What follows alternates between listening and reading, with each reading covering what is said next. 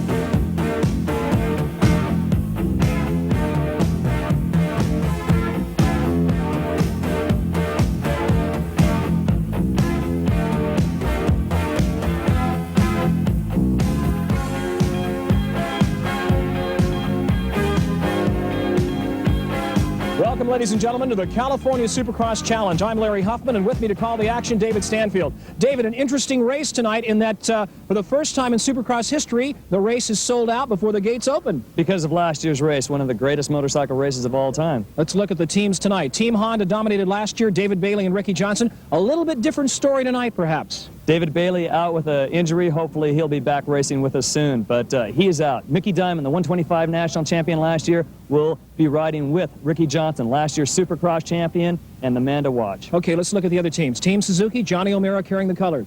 Johnny O'Mara is the one to watch for Suzuki. He's got a lot to prove. He just changed over to Suzuki, and he's going to be riding very fast. He wants this. Eric Kehoe is out with an injury just today in practice. He went out. Break. Yep. George Holland also riding for Team Suzuki. Let's look at Team Kawasaki. You kind of feel that Team Kawasaki might be the team to beat tonight. Three very good riders. Out of Michigan is Eddie Warren. Eddie's one to watch, but it's Ron Lechien and Jeff Ward that are just dynamic. And Lechien and Ward look incredible in practice. Going all out, triple jumps, no problems. If you had to pick the fastest one in practice, I think it was Jeff Ward. Okay, let's look finally at Team Yamaha. Well, Yamaha's, it's got a new look to it. It's a sleeper team. It's got six-time national champion Brock Glover, but it's got a guy from Australia that everybody's talking about, Jeff Lees. He's one to beat. And, of course, Keith Bowen. Keith Bowen, well, you and I have talked about him many times. He's due, long overdue for a win. Long overdue. Well, that sets the stage, ladies and gentlemen, for the California Supercross Challenge. We'll be right back.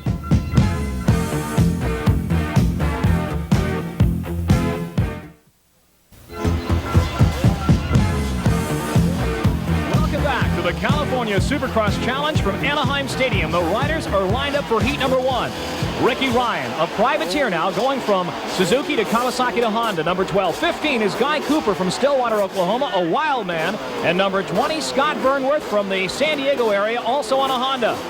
The first heat lined up in front of a capacity crowd here at Anaheim Stadium.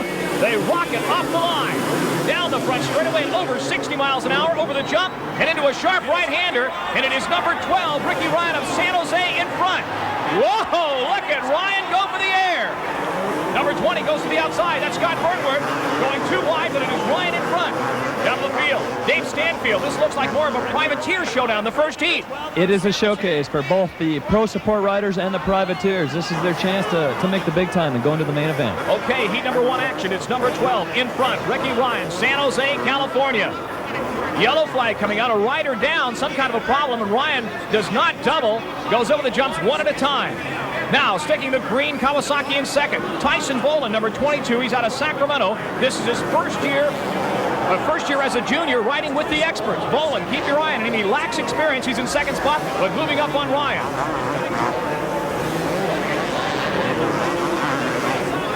Ricky Ryan over the jumps. The green flag out indicating the race is on. Ryan wobbles a little bit on the double jump. Boland comes up on the inside. And going for the triple jump, both riders over the triple. Ryan in front, and Boland is coming up. David Stanfield, trackside. What does that track look like, David? The toughest part of the track, I believe, are the whoop-de-doos. People, especially during practice. Now, heat number 1, a lot of nerves. It's a case of nerves out there right now. Ricky Ryan is taking care of those nerves well, but Boland, despite his lack of experience, is moving up strong on Ryan through the whoops. Those are tough. They tend to pump up the rider's forearms. Very tough to ride. Ricky Ryan, number 12, up and over the jump. Again, flying through the air, 80 feet. And Boland right on his back tire.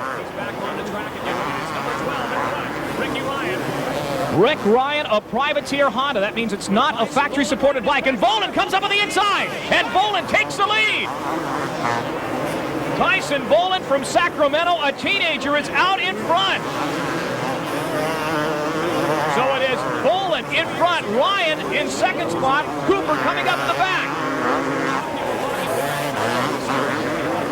Tyson Boland, a teenager, on a KX250 in front. Ryan riding second and wobbling a little bit. Coming up on his back tire, the first heat race here at Anaheim. And now Boland extends the lead, and here comes Cooper in third.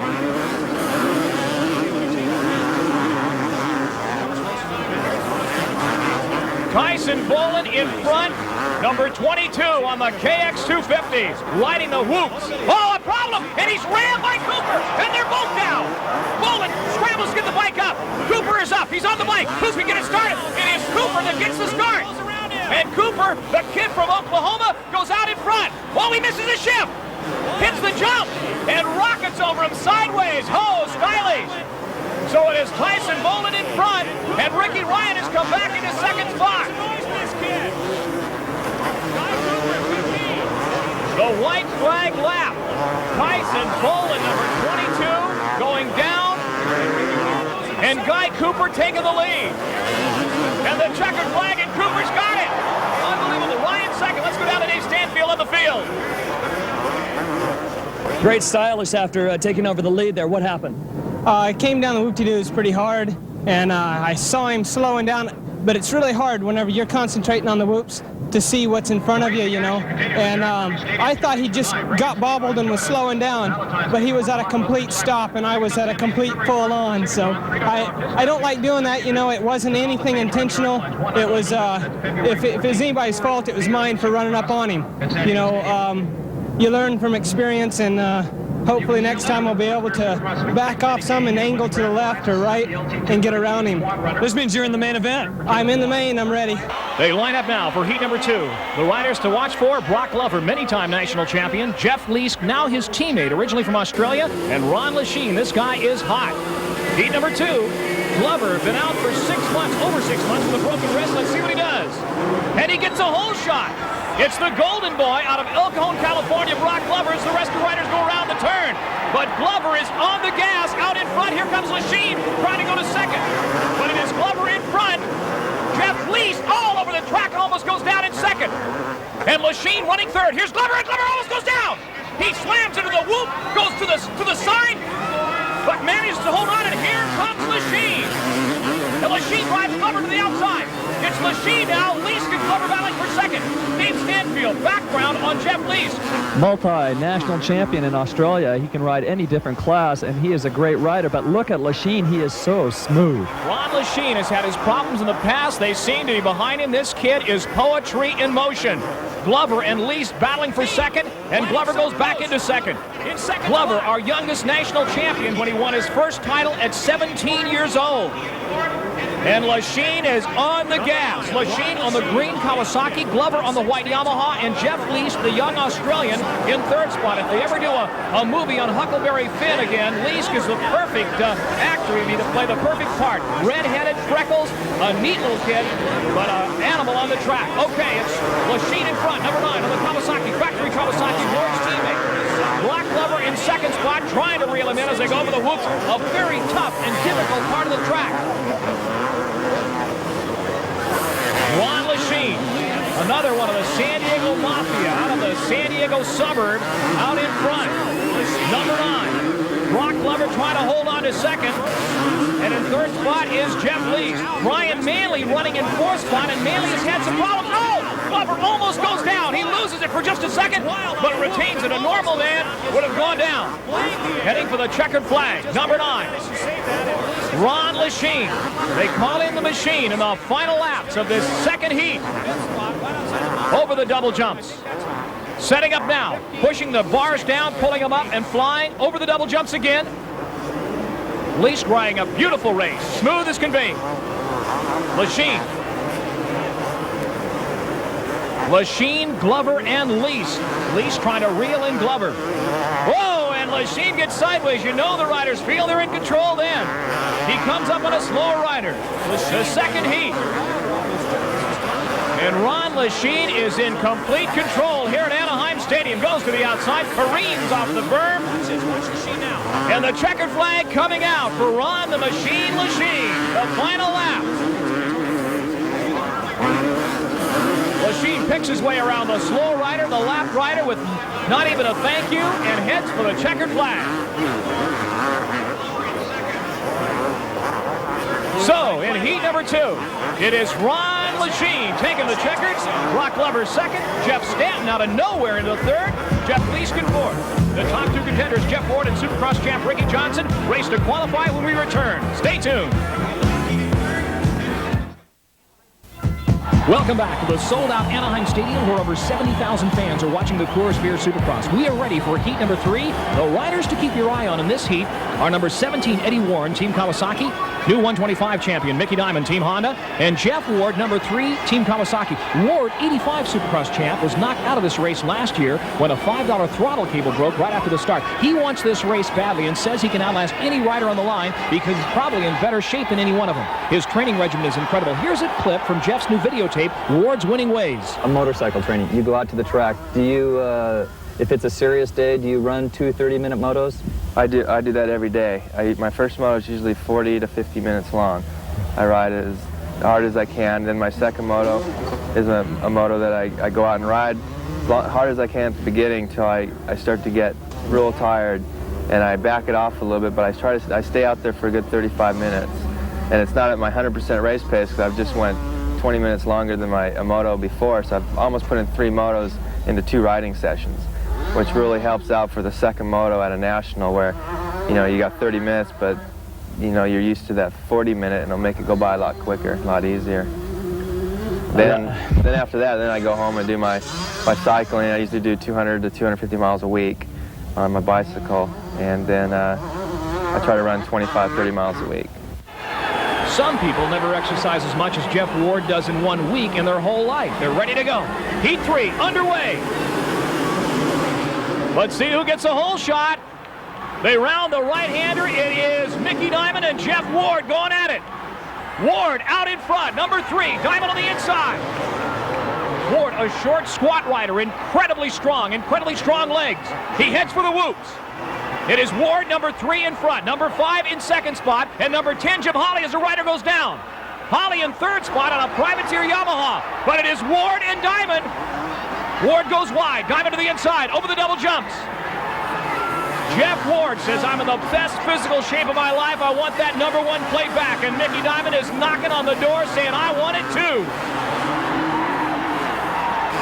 Jeff Ward, Mission Viejo, California, out in front. Diamond on the inside. Sticks his leg in, and he gets a wheel and drives Ward to the outside. And Diamond goes in front. Trackside, David Stanfield. It looks like they're taking different lines, David. Definitely. They build a fast track, and there's usually one fast line, but this track has 2 different lines. The rider in front wants to take the fast line, but when there's 2 different lines, anything can happen.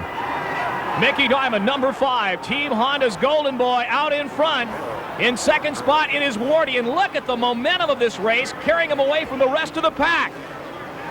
That is Diamond in front, new 125 national champion, switching from Husqvarna to Honda last year. And boy, that paid off. Look at Ward, almost going too wide and off the track on those whoops. Mickey Diamond in front, Ward in second spot, 5 and 3, Honda versus Kawasaki. They go for the air. Now Ward moves right up behind him. Holly battling Eddie Warren back in the back in third spot, but the crowd's attention is fixed on the battle between Diamond and Ward, and look at Ward. He's 30 feet in the air. Unreal. Ward goes to the outside. Diamond to the inside. Diamond holding on to the lead. Holly dropping back some. Now, as Ward comes right up behind Diamond. The crowd standing and cheering this epic battle between Diamond, and Ward was the favorite. He was expected to win this race. But Mickey Diamond is doing an incredible job of holding him off. Heat number 3 in front of 70,000 screaming fans. Jeff Ward moving right up on the back tire. He's on him like a Krishna on an airport traveler. Diamond now pulling away. Ward, the front wheel up in the air. Different lines. Now Ward comes up behind him. Over the double jumps. Diamond, oh, beautifully. Ward gets more air, gets higher, but Diamond gets back down to the ground and gets that rear wheel spinning first. Triple jumps, Mickey Diamond. The waning moments of heat number 3. The white flag coming out, the last lap. Now the question is, will Ward put the pressure on Diamond? He will pick up no more points. He's already got to transfer to the main. But will he try to reel Diamond in? Diamond riding an absolutely flawless race here. Look at this kid go. Out in front, 250cc two-wheel rocket ships. Diamond can afford to take a little bit of a breather now as Ward drops back about 20 bike lengths. We're in the final lap here at Anaheim. The crowd cheering on both Ward and Diamond. Now Ward starts to move up on Diamond through the whoops. Ward riding with the precision of a brain surgeon, setting the bike down perfectly. Coming up behind Diamond. Diamond hears the high-revving two-stroke behind him. Now Ward to the outside. Diamond cuts to the inside. The final lap, and Ward is on his back tire.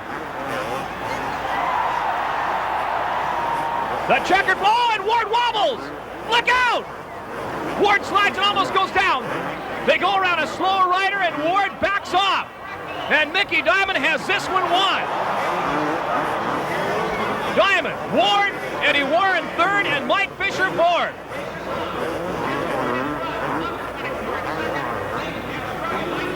Heat number 4 coming up, and this, ladies and gentlemen, could be the barn burner of the night. With Johnny O'Mara, number 4, Team Suzuki, and new Supercross champion Ricky Johnson, both in this heat. Look out. On the line, the gate drops, and there they go. Down the long front straightaway at over 60 miles an hour, and to the right-hander, it's Ricky Johnson. Ricky Johnson, O'Mara running in third spot, looks like Larry Brooks in second. And Ricky Johnson is setting a blistering pace early in this heat. They come around the right-hander. Oh, rider over the hay bales. But Ricky is on the gas. Down to the field, Dave Stanfield with Mickey Diamond. Take it. Mickey, congratulations. Right now we're watching heat number 4. Your teammate, Ricky Johnson out there, but we're not seeing anybody clear this triple with this tabletop. Was that the winning difference for you, winning over Ward? I believe that we were both doing it, so I think I just I out-aggressed him in the early part of the race. There you go. Okay, RJ just did it behind us. Okay, the winning difference for you, just being aggressive. You had slower traffic. Did you feel him coming up on you? Yeah, I knew he was there the whole time, but for some reason I wasn't really too nervous. I don't know why, but I'm glad I didn't get too nervous. You knew you were going to win from the beginning? No, I didn't, but I had high expectations, and things worked out, so. You know what this means? We're going to see you in the main event. You bet. Thanks, Mickey Diamond. Well stated. Out in front, Ricky Johnson on the gas. Hit a hay bale while we were watching Diamond and exploded the hay bale. Ricky coming through traffic. He has lapped half the field already. Unbelievable. Johnson. And this guy is a crowd favorite. No question about that. A lot of the 70,000 here tonight came out to see him. El Cajon, California. 250 and Supercross champion, picking his way through the pack. Oh, a rider down in front of him. Ricky's instant reflexes. He goes to the outside, goes around him beautifully. Ricky Johnson is putting on an incredible show for the 70,000 fans here at Anaheim Stadium. They are all watching him as he picks his way through the track. The final lap. Johnson has lapped all but the top 3. Unbelievable. Now let's see if he starts showboating. The crowd is cheering him, egging him on. The final lap, and Ricky Johnson has got this thing wrapped up. He can stop for dinner and come back and still win it. Over the doubles. The crowd cheering. Let's see what he does. Here he comes. Holy Toledo! They love it. They love this kid in Anaheim. Ricky Johnson, bad boy Johnson in front, and by an incredible margin. Second spot, Ross Peterson, the Canadian champion. Larry Brooks in third. Look at him, one-handed over the jump. Unbelievable. Ricky wobbles a little bit. That's the first wobble we've seen all night. We had a report he's suffering the Asian flu, but it sure doesn't look like he's got any problems at all. Triple jumps, 30 feet in the air. The checkered flag coming out. And RJ takes it. Okay, going so fast, you know the incentive, right? Yeah, the incentive's to get the good starting position. You want to go out and set a fast pace, and hopefully I set the fast lap time. I might not have because I wasn't really getting pushed like Mickey was. I think he might have came up with the fast time of the night, but it's a long main event. A lot of things can happen, and I'm just praying for the best. Coming up next, the winningest rider in history, Bob Hurricane Hanna, when we return. Welcome back to Anaheim Stadium and the California Supercross Challenge. I'm Larry Huffman and trackside Dave Stanfield. We go now to semi number 2. Semi number 1 was won by Keith Bowen and Jim Hollywood Holly. Capacity crowd here at Anaheim. The rider to watch, George Holland, Team Suzuki number 7, the only factory rider in this semi. The first 2 will go to the main event. Down they go, the front straightaway, and it is the yellow and blue Suzuki of number 7, George Holland. Holland in front. And following him, a Southern California rider on the inside. Manley. Brian Manley out of Placentia, California in front, number 47, and that shocks Holland. They head for the whoops. Flying Brian Manley, a desert racer, racing now in Supercross. The red jersey, he's on a white Yamaha, and he is on the gas, and Holland can't figure this out because a factory rider is not supposed to follow a privateer. But Manley hasn't heard that. Brian Manley out of Placentia. He is the son of a former Speedway motorcycle racer, Bill Manley. And now Holland is coming up on Manley.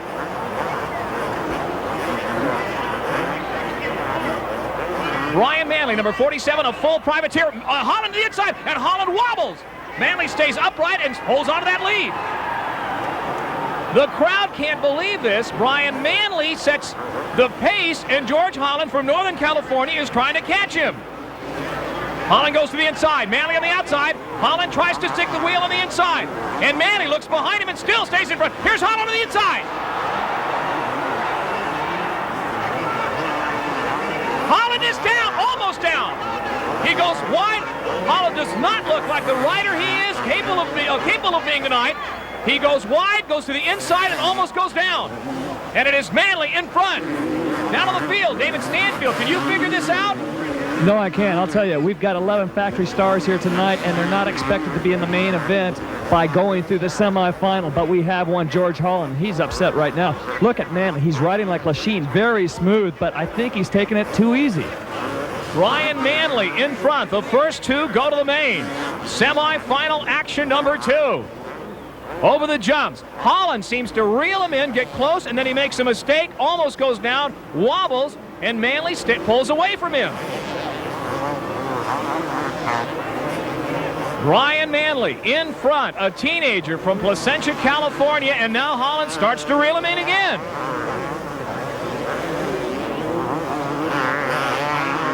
Exciting racing action here at Anaheim Stadium as Manley setting an incredible pace. They come around lapping riders now, lapping number 215. Manley riding no mistakes at all. David Stanfield, can you see Manley making any mistakes? He seems smooth to us. I love the way he rides. Look at that inside line. Now he looks back, and he does see George Holland. Holland's moving on quick. They fly over the double jumps. Holland in second spot, number 7, the yellow and blue Suzuki.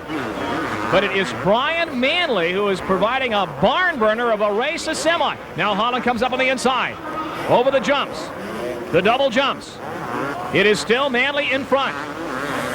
Lapping the slower riders. Holland reeling him in. The mechanic signaling to Holland, gas it, go for it, pass him. And he can't seem to get around Manley. He goes! Inside, beautiful move. Holland goes in front of Manley. Look at the corner workers cheer him on. And Holland looks like he's got this race won. Rips off a tear-off. Out in front. Now Holland should have no problems whatsoever as he goes for the checkered flag in semi number 2 here at Anaheim Stadium.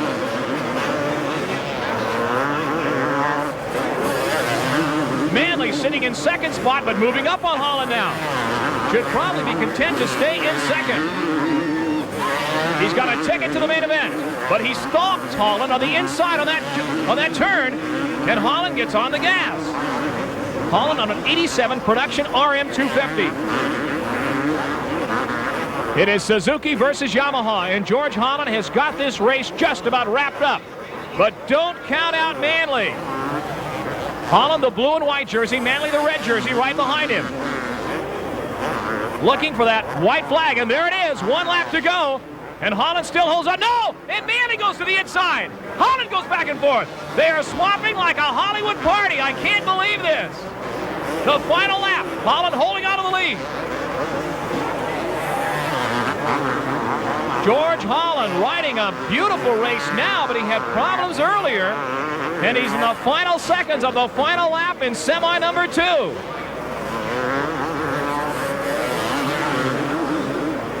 Up on the whoops. Holland still in control. Manley coming up on him again. Looking for the checkered flag to come out. This is the final lap. Holland looks behind him. Manley on his back tire. The crowd cheering him on. Now what Holland can do now is showboat. If he tries to showboat, Manley's going to pass him. They go to the inside. Both go to the inside. Manley trying to get a wheel in. Holland cannot believe this.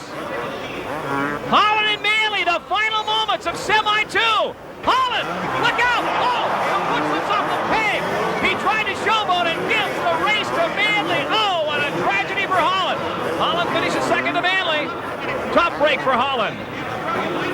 So Brian Manley wins semi number 2. Holland is second. They'll both go to the main. Let's go down to the field with Dave Stanfield and Bob Hurricane Hanna. To make a sport exciting for the spectators and challenging for the riders, Bob Hanna, he knows Supercross better than anybody. Bob, can you tell us about the obstacles tonight?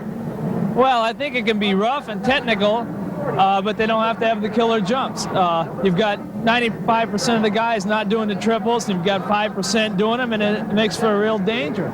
Meaning that those 5% are way out in the lead, plus the factor, if they make one mistake, their career could be over with. Their career or the guy that they land on, the 95%'s riding over them, they're going to land on them and hurt both of them, so it's a bad deal. All right, thanks, Bob. So a warning from Bob Hurricane Hanna about the new type Supercross tracks, and will it be justified tonight? A sellout again, the largest crowd ever here at Anaheim. Bob Hanna had some pretty dire warnings about the track. The riders race hardest in the final. They ride on the edge. So if the Hurricanes' warning about this track is true, the final race could prove to be an even bigger challenge. It's going to be wild. We'll be right back.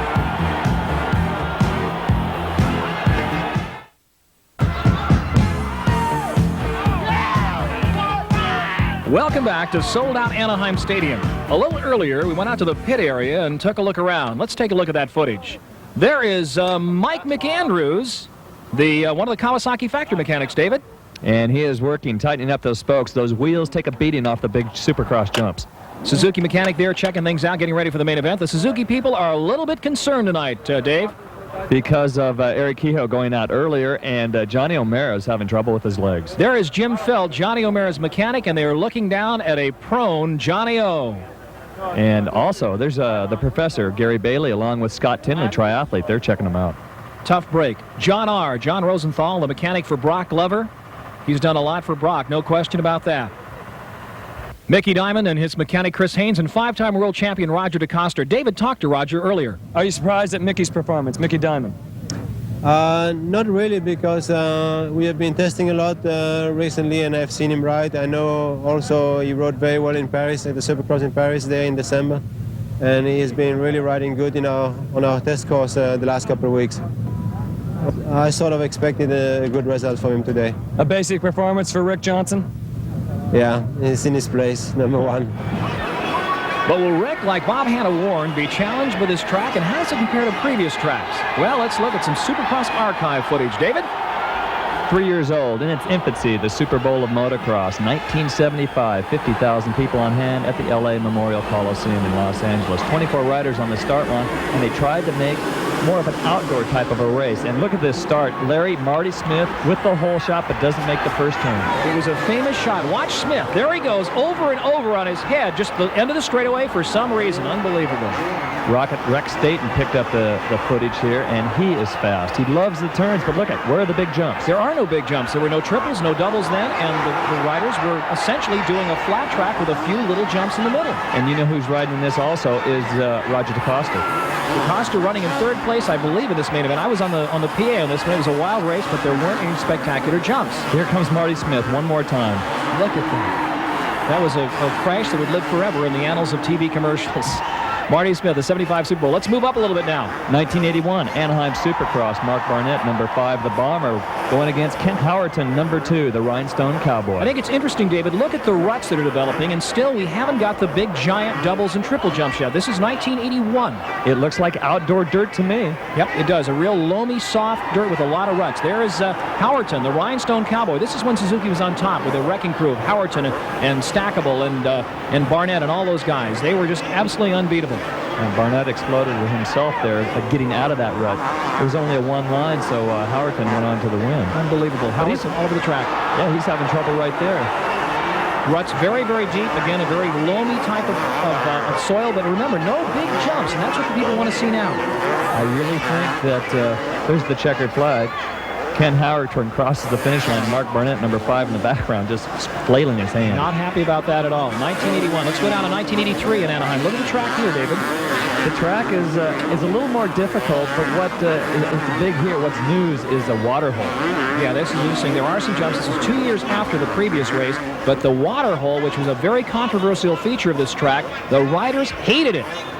And there it is right there. And you can tell why. It spews up large rooster tails of mud. It gets on the riders' goggles. They can't get the tear off fast enough. It was a real tricky part of the track that caused a lot of riders to go down. Phil Larson out of Bremerton, Washington, number 25 is the rider who's leading this race right here. The battle is Hurricane Hanna, number 12 on a Honda, and Ken Howerton, number 28 on a Kawasaki, right there. Yep. It is Larson in front on a Honda. He is out in front, and Hanna and Howerton are battling for second in one of their classic battles. Actually, way out front is David Bailey, number 11. He is so far ahead of these guys. This is a good battle here. You know, it looks like a sand track practically. It really does, and that was only 5 years ago, or actually 4 years ago, 1983, the Anaheim Supercross track. No doubles, no major jumps, and the dirt's still a problem. This is David Bailey. You know, I think they've evolved the Supercross tracks for more of the spectators, and the machines can handle it. Yep, they can. The suspension is so good now. Larry, we're about ready for the main event. You can see Jeff Ward here. Jeff is cleaning up any bit of loose dirt for maximum traction for a good hole shot out of the start. AMA rules state you cannot come to the front side, but you can do anything you want to the backside. And take a look at John R., Brock Glover's mechanic, with a shovel full of dirt to fill in a rut behind Glover's Yamaha. These guys are serious about getting this thing straightened out. And speaking of serious, look at Ricky Johnson's eyes. Probably thinking about back to 1 year ago tonight. And it was called, Dave Stanfield, the greatest motor race in 15 years. The Anaheim Supercross, January of 1986.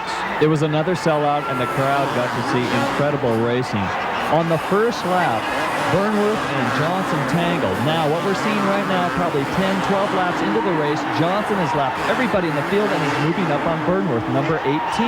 But Scotty is a little upset, and he's going to take the best line, and Rick's going to have to work for it. And this is going to fatigue him and possibly slow him down. He is definitely blocking Johnson beautifully on the jump. Scott Burnworth, number 18, and Ricky Johnson right behind him. He is carrying number 5. This is the main event at Anaheim in January of 1986. Now, the rider who will play such a definite role in this race is right behind Johnson. We can't see him yet. David Bailey. There he is, number 6. Bailey coming up behind Johnson. But watch off Bailey. Bailey goes back. How many times did they swap the lead in this race? In one lap, it was 6 times. 6 times, back and forth, and there it is, David Bailey winning it. And Ricky Johnson doesn't want to see second place tonight. We're back for tonight's Supercross main event. The top riders in the world of Supercross line up there on the line in front of the largest crowd ever at Anaheim Stadium to see a Supercross. The Iron Men of motocross and Supercross, a sold-out crowd at Anaheim Stadium. On the line they are, Johnson right next to the middle of the track. And the gate drops, and they rocket down that straightaway. It is Johnson battling in front. Johnson takes the lead, slams into a hay bale, knocks it out, and stays upright. Johnson in front, number 1, number 24, Glover right behind him, and Ward right behind him. Johnson gets a good hole shot and sets the pace. Look at him into the whoops. Whoa! Johnson playing in the air with his feet. Glover in second spot and Ward in third.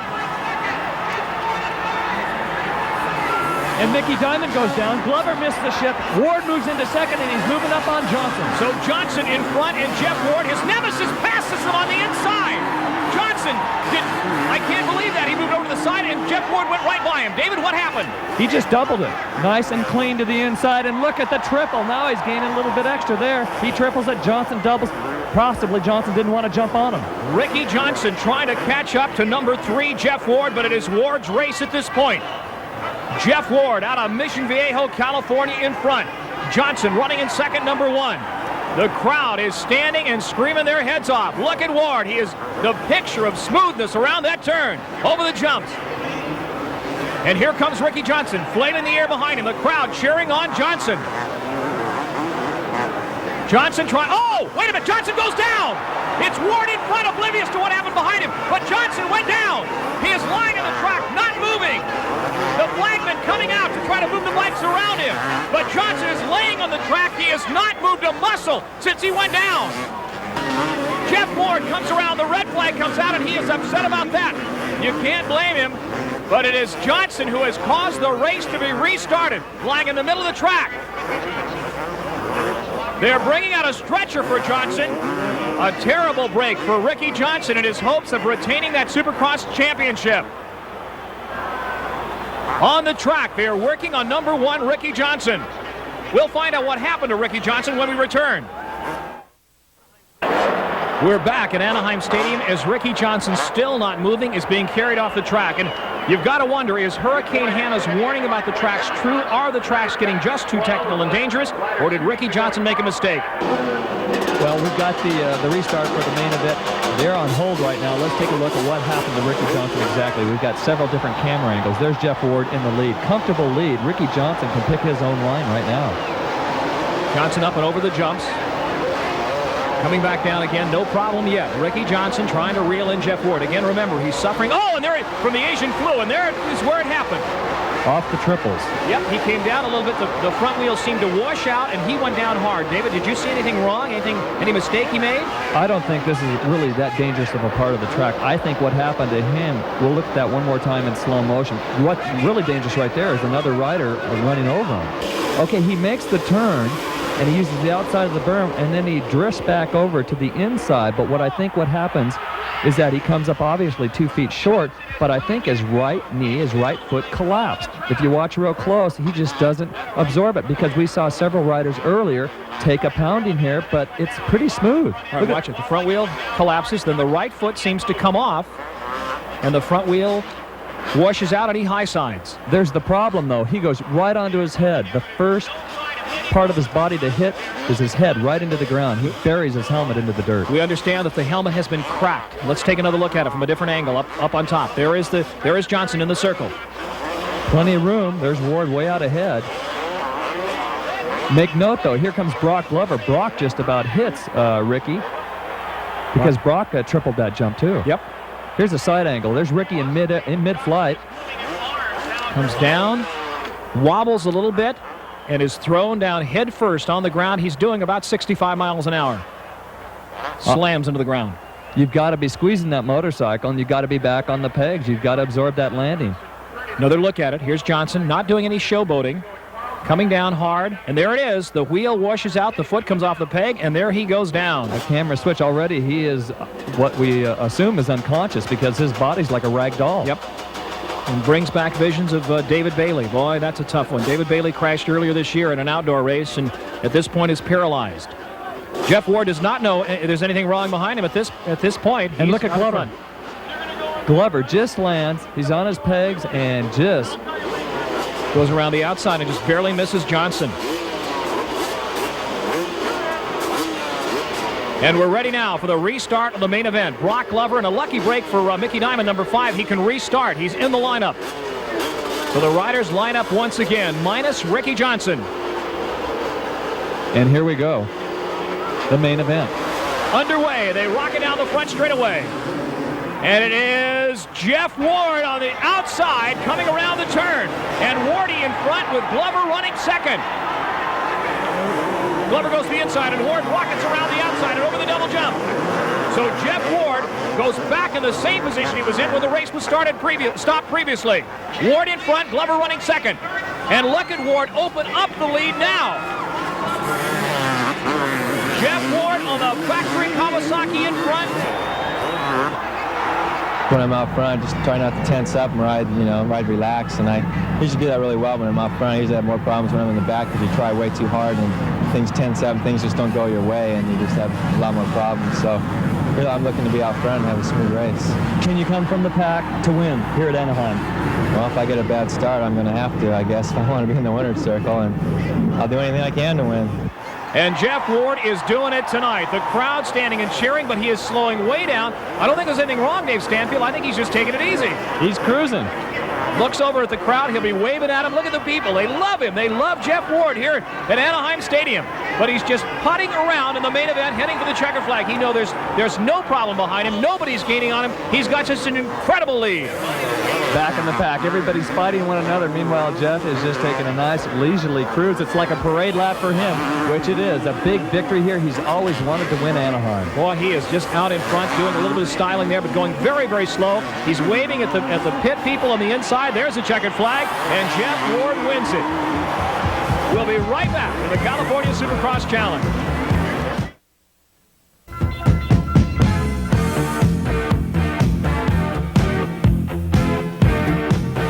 So the largest crowd ever to see a Supercross in the history of Supercross racing saw Jeff Ward blow him away in the main event. David Stanfield, any surprises in that main event? I was surprised at Brock Glover. He did a great finish, yes, third place, and Ron Eckstein coming up to the pack. Also, Mickey Diamond went from 10th to finish out up there in the top 4. Unbelievable finish by Diamond. Well, again, if you look at what they were doing, the only two guys that were really trying to clear this triple and still in the race were Glover and Diamond. And the word we have from the medics is that Ricky Johnson is okay, but very, very sore. So that does it. On behalf of David Stanfield, I'm Larry Huffman. Thanks for joining us. So Jeff Ward finishes first in the California Supercross Challenge, an uneventful race after Johnson goes down. Ward takes the victory. Ron Lechien second, Brock Glover third, Mickey Diamond fourth, Jeff Leask fifth, Guy Cooper, pro support rider for Honda, finishing sixth, Eddie Warren seventh, Keith Bowen eighth, the first privateer Billy Frank finishing ninth, and Tyson Boland, a junior, finishing in the top 10, finishing in 10th spot.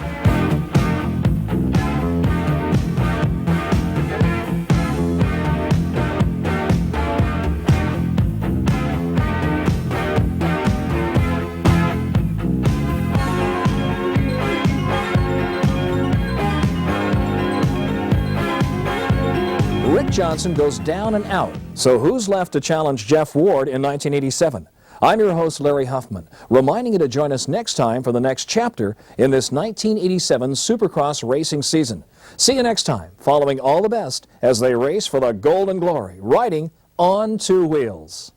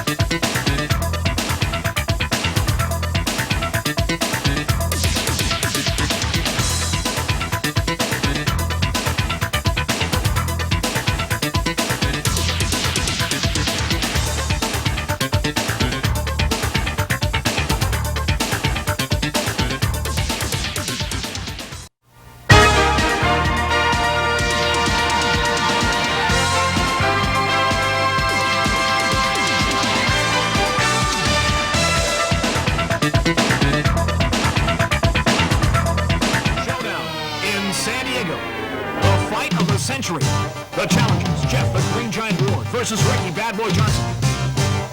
At the Coors Anaheim Supercross sellout round, it was Ward off the line. Johnson moving up fast, stealing Ward, reeling him in, then crashing in his tracks. Johnson is down and knocked out. Only one can win. Will it be Ward again or is San Diego's Rick Johnson ready to ride?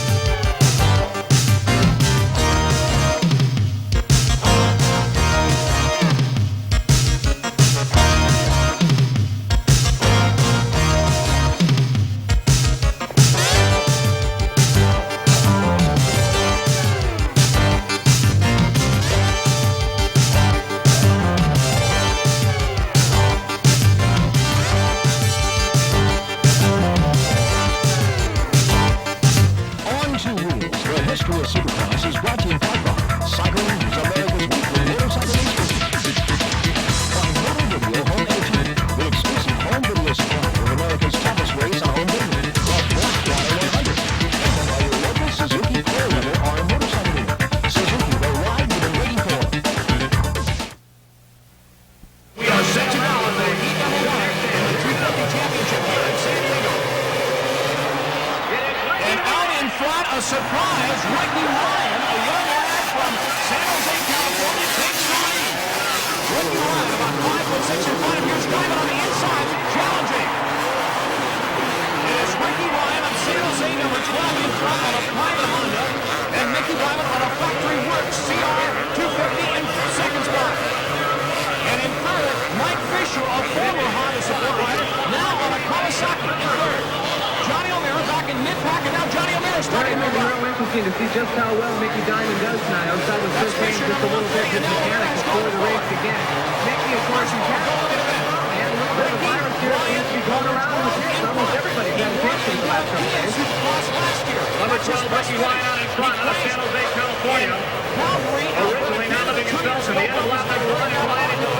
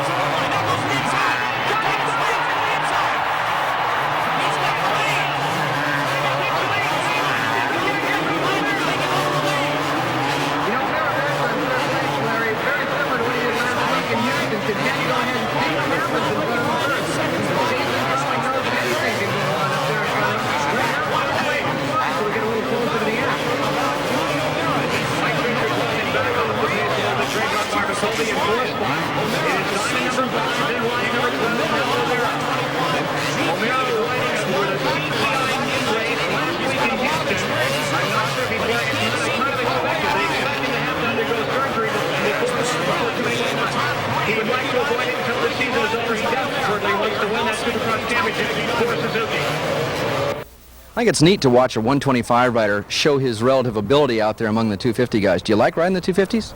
Yeah, I enjoy riding the Supercross a lot on the 250. I think I'll have not so much of a problem to switch over to 250 in, next year, but I still like the 125s. Are you going to defend your title this year? Yeah, I'm going to defend the title in the 125s, and I'm going to try and win a couple Supercrosses. I think my chances to win a series right now is not so good because of my health, but next year. All right, well, we'll look forward to it. Good luck, Mickey. Okay, thanks a lot. Let's go out to the action. Sports and Mitchell does an excellent job, and Mickey Lyman is doing an excellent job also as he takes the right flag, indicating the final right, and he is pulling away from Ricky Ryan and Johnny O'Mara. O'Mara trying to go in front of Ryan. Here's the action. He's got him. O'Mara goes by on the inside and misses it up. The crowd responds. They love it. Johnny O'Mara went by like a snake on the salesman tonight. And there's Mickey Diamond, number 5, heading to the checkered flag in the first heat here in San Diego. Any rumor that he may not be 100% on the gas and heading to the checkered flag. So, Mickey Diamond goes for the checkered flag. Johnny O'Mara behind him. Look at Diamond get sideways. He's happy. But second place was very close. Ryan Mickey Diamond gets Honda a big win on the first heat tonight here at San Diego. Mickey Diamond heading for Victory Circle in the interview with Dave Stanfield. Mickey Diamond taking the win. Johnny O'Mara second. Ricky Ryan third. And Mike Fisher fourth. Let's go now to Dave Stanfield in the winner's circle. David? The track, is it safe? Is it competitive? Is it fun? It's kind of fun. It's not real difficult. It's actually a pretty basically easy track, but it's anytime you get a bunch of guys like this out there and the track's real easy, it's going to be really close racing. It may be sort of a follow the leader type of night though, and that's it's a pretty safe track. Hey, best of luck tonight. Save the strength for the main event. Thanks, I will. Mickey Diamond winning heat number 1, overtaking Ricky Ryan midway through. Johnny O'Mara coming in third. Thank you, Mickey. The stage is set. The second heat here in San Diego. They walk down that front straightaway, hitting about 60 miles an hour until they slam in the left-hander, and it's Ricky Johnson in front. Ricky Johnson in front. Let's see now. Suzuki running in second spot. Jeff Gleason is here from the back. And Lee's trying to go to second. Lee's got second. Oh, he's back inside. And here now. Here comes Sheet on the inside.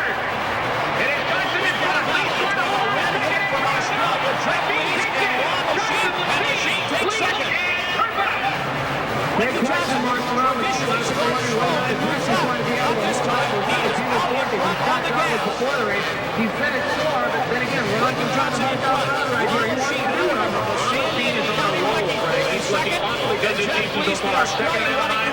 He's looking good tonight. Meanwhile, Johnson out in front. If you want to win, you better cheer him on because he's Johnson out the triples. Lachine can go sideways also in the triples. He's showboating and trying to reel in Ricky Johnson. Johnson so awesome in this early part of the race. He is only in the lead.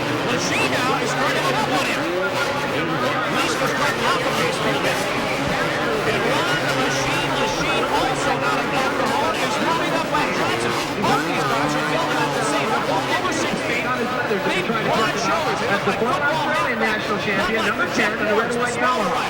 These guys are big. They get a lot of real estate. actually 19, I believe. I think Paulie is number 10. Paulie's carrying number 10, Lee's carrying number 19. And they look about the same. Paulie's a little stockier. They're both on Yamaha. Lee's, if they ever do a Supercross version of Huckleberry Finn, he's a shoo-in for the title role because he's got freckles and red hair. Looks about 15. Lee's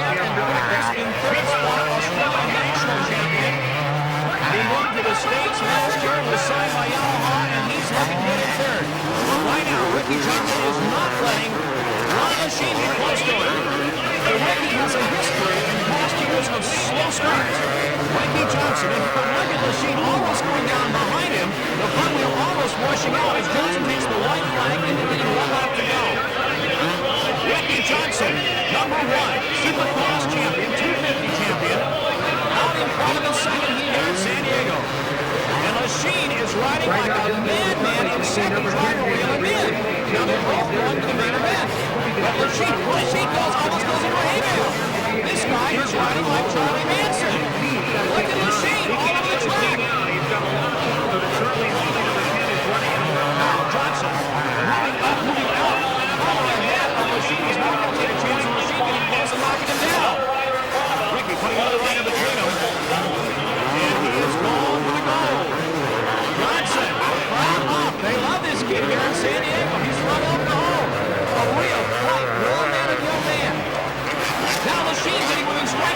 the checkered flag comes out, and Ricky Johnson takes it. He's looking back around, the sheet finally crosses him, but it ain't for the money. He's already won. Ricky Johnson takes the victory by machine. Second, Jeff Lee's third, and Suzuki's Turpin in fourth. Let's go down to the winner's circle. How you feeling? I feel good. You know, I feel I'm on a comeback trail. I'm not at my peak yet, but I'm definitely I'm on my upswing, and I think you'll see good things from me tonight. You know, I'm looking for a personal best. All right, best luck. All right, look for me on Ward's butt. on it or in front of it? Around it somewhere. All right, best of luck, RJ. Brian Mandler in Anaheim 2 weeks ago. He's another section on Yamaha, number 47, flying here in Anaheim. Then number 15, number 4, outstanding. Harry Kehoe on the private zero with Anaheim. Guy Cooper, still there Suzuki number 7. National champion in Canada, 25, Rod Peterson, number 7. Suzuki's red yellow hole, George Collins. 17, number 17. And there they go. And they tangle handlebar. Riding on the outside, and it is Kehoe. Number 8, Harry Kehoe in front. Followed by, I believe, that is Danny Strobach. Kehoe in front.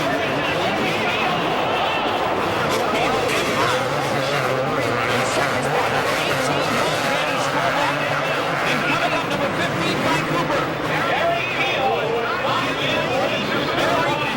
number 8 in front from the San Fernando Valley of the factory Suzuki. There's a guy who's a bridesmaid. I was a bridesmaid and not in a rally. Let's get it, Eric. Danny Strobach in second spot, number 18. There's number 7 back in the door. Back George Holland. He's on the gas, moving up. Matter of fact, he's just undergoing acupuncture for the last couple of weeks to try and go ahead and relieve a little bit of pressure that he felt. It is the cool the gas. Over the triple. A large launch drop, and then you're sliding right in the second and third. Arquino still in front, number 8. And Danny Strobach in second.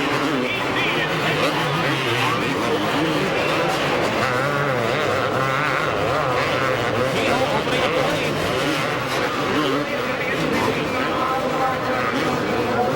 Not much of a battle in second, third, and fourth. Not equal distance between. Kehoe in front, number 8. That's a Team Suzuki. And there is Guy Cooper in third, trying to move up. 17 now in fifth spot is Eddie Warren. Eric Kehoe continuing to dominate. See their standings, so Ryan's behind it here. But he's now second in standing. Barely Kehoe. That could be up.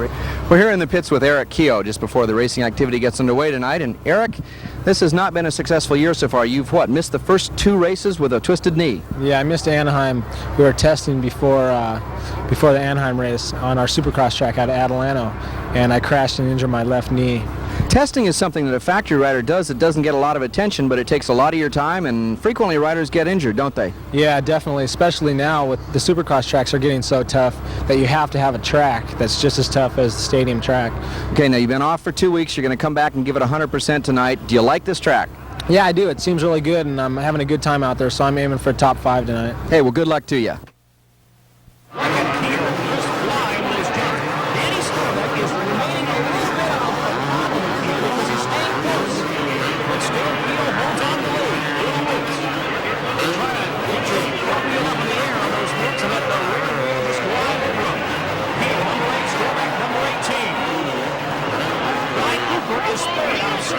Oklahoma. And first by now, young Eddie Warren, number 17 on the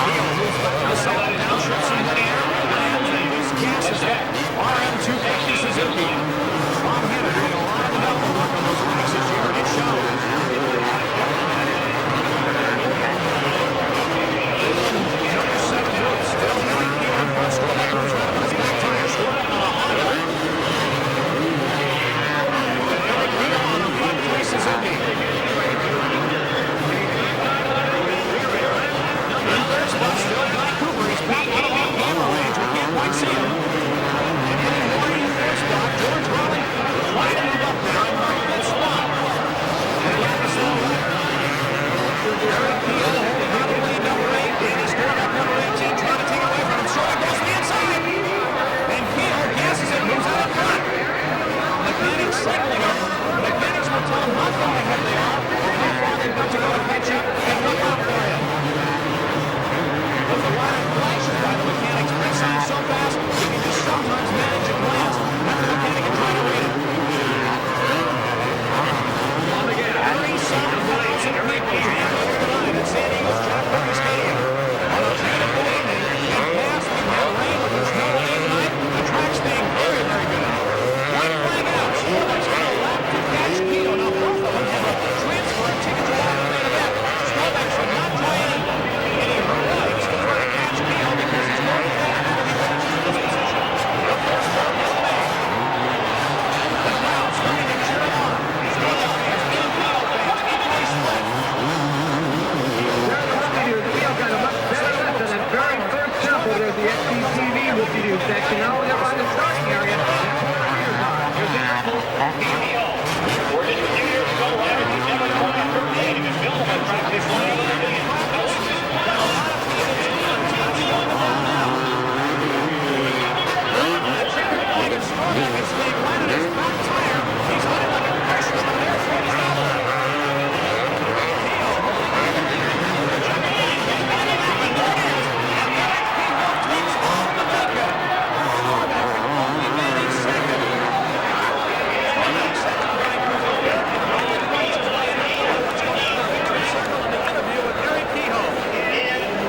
Okay, the heat is on. You felt it, but you handled it perfectly. Some of these 90-degree turns, did you see Storbeck back there? Yeah, I sure did, and I was starting to tighten up a little bit. I saw him coming. I just tried to hold my own. Okay, the track tonight, there are two lines, there are a lot of one lines. What do you think of it? It's going to be some good racing. I think there's going to be some good passing. All right, congratulations, great heat victory. Eric Kehoe, Suzuki does it in a good way. Supercross so far this year. Number 3, Jeff Ward. Number 4, this could be a good one. Kawasaki number 6, Keith Bowen. Team Yamaha 16, Larry Brooks. 56, Jeff Stanton is a good rider. Another true admission. He's done very well in the Houston last week. Always a bridesmaid, number 6. Also in this race, number 8, John Bosco. Let's see. Jeff Stanton with a reflection. The gate goes down, and here they go. And it is on the end goal. They tango on the inside. Look at Johnny. A 5-2 number 130. Comes to bottom of Huntington Beach. The red jersey of the Ford Honda. And look at this. Jeff Stanton, number 56 in second. O'Connor waddles on, goes down. You'll see this right now, ladies and gentlemen. O'Connor's here taking a whole shot at it. Jack Miller talking over 190. Look out, he's lost it. That looks like Stanton going to the inside. And it's number 56, Jeff Stanton going out in front. O'Donnell's trying to stay in second. And there comes Bowen. It is standing from O'Donnell, the upstart in second. That's number 56, Jeff Stanton. Number 6, Bowen, you can see that back. Number 16, Larry Brooks. Craig and Gord go Number 56 is in front. O'Donnell getting run into by Brooks. Brooks goes to the inside, comes up O'Donnell with the pass. Jeff Stanton in front, number 56. Bones trying to move up, Keith Bowen. Oh, and Stanton goes down. Stanton drops down. Larry Brooks in second. And Brooks is taking the lead, and here comes Bowen out of nowhere. Whoa, Stanton goes down faster than Tyler Oklahoma in January. And Bowen takes the lead.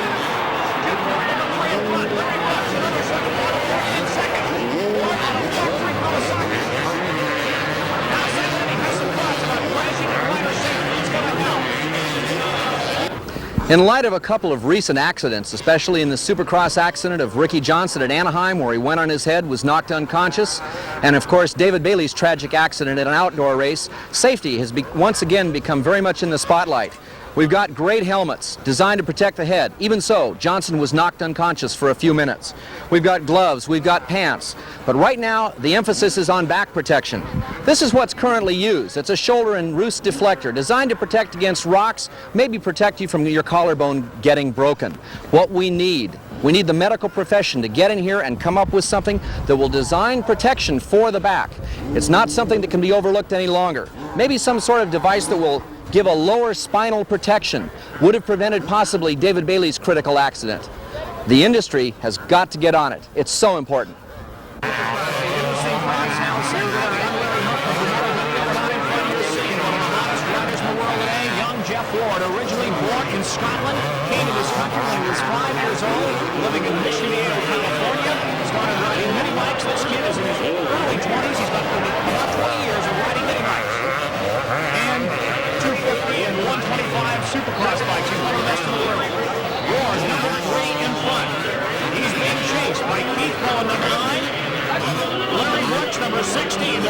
behind him, but the crowd's attention is focused now on Jeff Ward. They call him the Flying Freckle. Remember when this kid was riding many laps of the intermission races at Coast Nation Speedway back about 15 years ago. Here we go. We're looking at a pass on the HGTV whoop-de-doo section. Looks like Bob virtuoso of a violinist. Or as a virtuoso violinist, I should say. Wardy in front, number 3, and he's not wasting time at all. Back behind him, Brooks and Bourne are battling for second. But the action is up in front with Bourne. This is the final 250 heat from San Diego's Jack Murphy Stadium. Bourne has gone to second.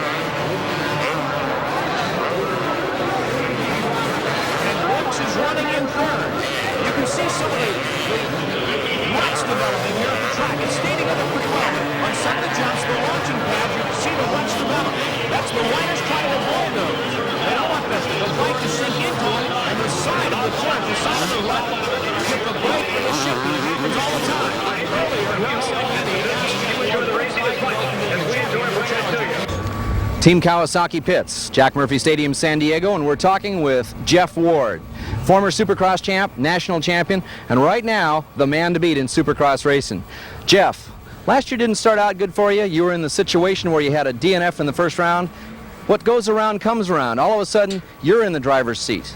How's things going? I mean, you're the challenger now. Yeah, well, last year I started off with the DNF first race like Ricky did, and that's tough to come back on. The pressure's on that you have to win and you have to take points away. So the pressure is every race you go to where right now I start off really strong, and I'm confident with my riding. I'm not riding over my head, and that seems to be, you know, helping me win the races. So right now, you know, he's out to beat me, of course, because I'm leading the points and I'm, you know, the only one that I think that's a threat to him. So of course, it's, you know, he's pointing the finger at me, but you know, he's doing that last year too. He had to beat me. Jeff Ward pointing the finger at everybody else right now because he is dominating this early Supercross season. The yellow flag means there's a rider down in front of him or an obstacle on the track, but Ward is on the gas and heading for the checkered flag. The final 250 heat here at San Diego's Jack Murphy Stadium, and look at Ward lap the other riders. Now this is a dangerous part of racing. When you come up on a rider who is obviously a lot slower than you don't know what he's going to do. The jump's especially dangerous because the rider can move right over on you and you can find yourself landing on his helmet, and it happens. Jeff Ward, number 3, KX 250 Kawasaki, taking the white flag. 1 lap to go. Got a big lead here at San Diego's Jack Murphy Stadium. Jeff Ward in front, Bowen back a little ways in second spot. There's number 45 waving Wardy by. A nice move.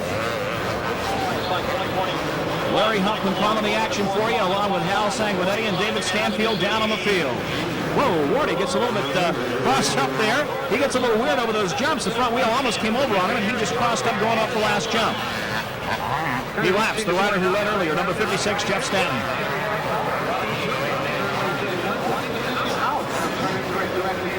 Checkered flag coming out for Jeff Ward, a former 250 champion, heading for his, hopefully, his second 250 Supercross championship. When a rider gets this far in front, he can afford to play a little bit and kind of showboat for the crowd. There's the checkered flag. Jeff Ward takes it, no problems at all. He got a bad start, but he went all the way. Winning this heat number 4. Brooks was second, Keith Bowen third, and Jason Upshaw came out of nowhere to finish 4th. He hits the car! There he goes! Over up into the boxes! Holy Toledo! Ho-ho! Did he make it? The crowd standing and wondering and shaking their head. Yes, he's up and all right. Jeff Winky does it. I believe he has set a new world record. He had to go over 54 feet.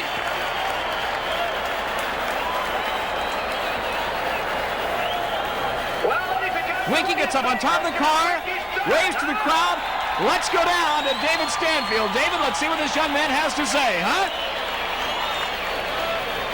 Jeff Winky, incredible. Now, is that true you got your start on the San Diego freeway by accident? It really isn't, but it just as well could have been. Okay, let's visualize. We're looking at instant replay of it. You're coming out of the tunnel. You're going through the gears. You're standing up on what normally would be a seat, but there's no seat there. So let's take us through as we look at an instant replay. Okay, I am coming down the tunnel, making sure not to hit any bad bumps because the terrain in here is not exactly great, and I'm on a street bike. So then I line up with the chalk line that I do have that lines me up with the boxes. The only thing that's going through my mind is to jump at the correct time and to get as much spring off the bike as I can, and to also initiate a front roll to land on my back. Talking to correct time, it looked like you're going at least 50 miles an hour there, real close to it. So the correct time to jump is obviously 20 yards, 15 yards before. No, we're looking at about 25 feet. At 50 miles an hour, I'm moving 70 feet a second. So in other words, when I left the bike, it took less than a second before I touched back down. Let's talk about the boxes. What was in there? It kind of exploded. Well, it was just more or less of a visual. I just had some powdered lime in there, and it was covered up, so when I hit it, it kind of went poof. It's called theatrics, and it worked very well. Great job. Thank you very much. Thank you. And thank you, Dave Stanfield and Jeff Wicke. And so now we're set, ladies and gentlemen, for the main events. 20 laps, the Coors Beer main event. And the rider that everybody is watching has got to be young Ricky Johnson. Johnson carrying the #1 plate, but has got to pick. There he is. There's Johnson getting set for the start. Has got to pick up points tonight, and he's got to take it away from Jeff Ward, #3.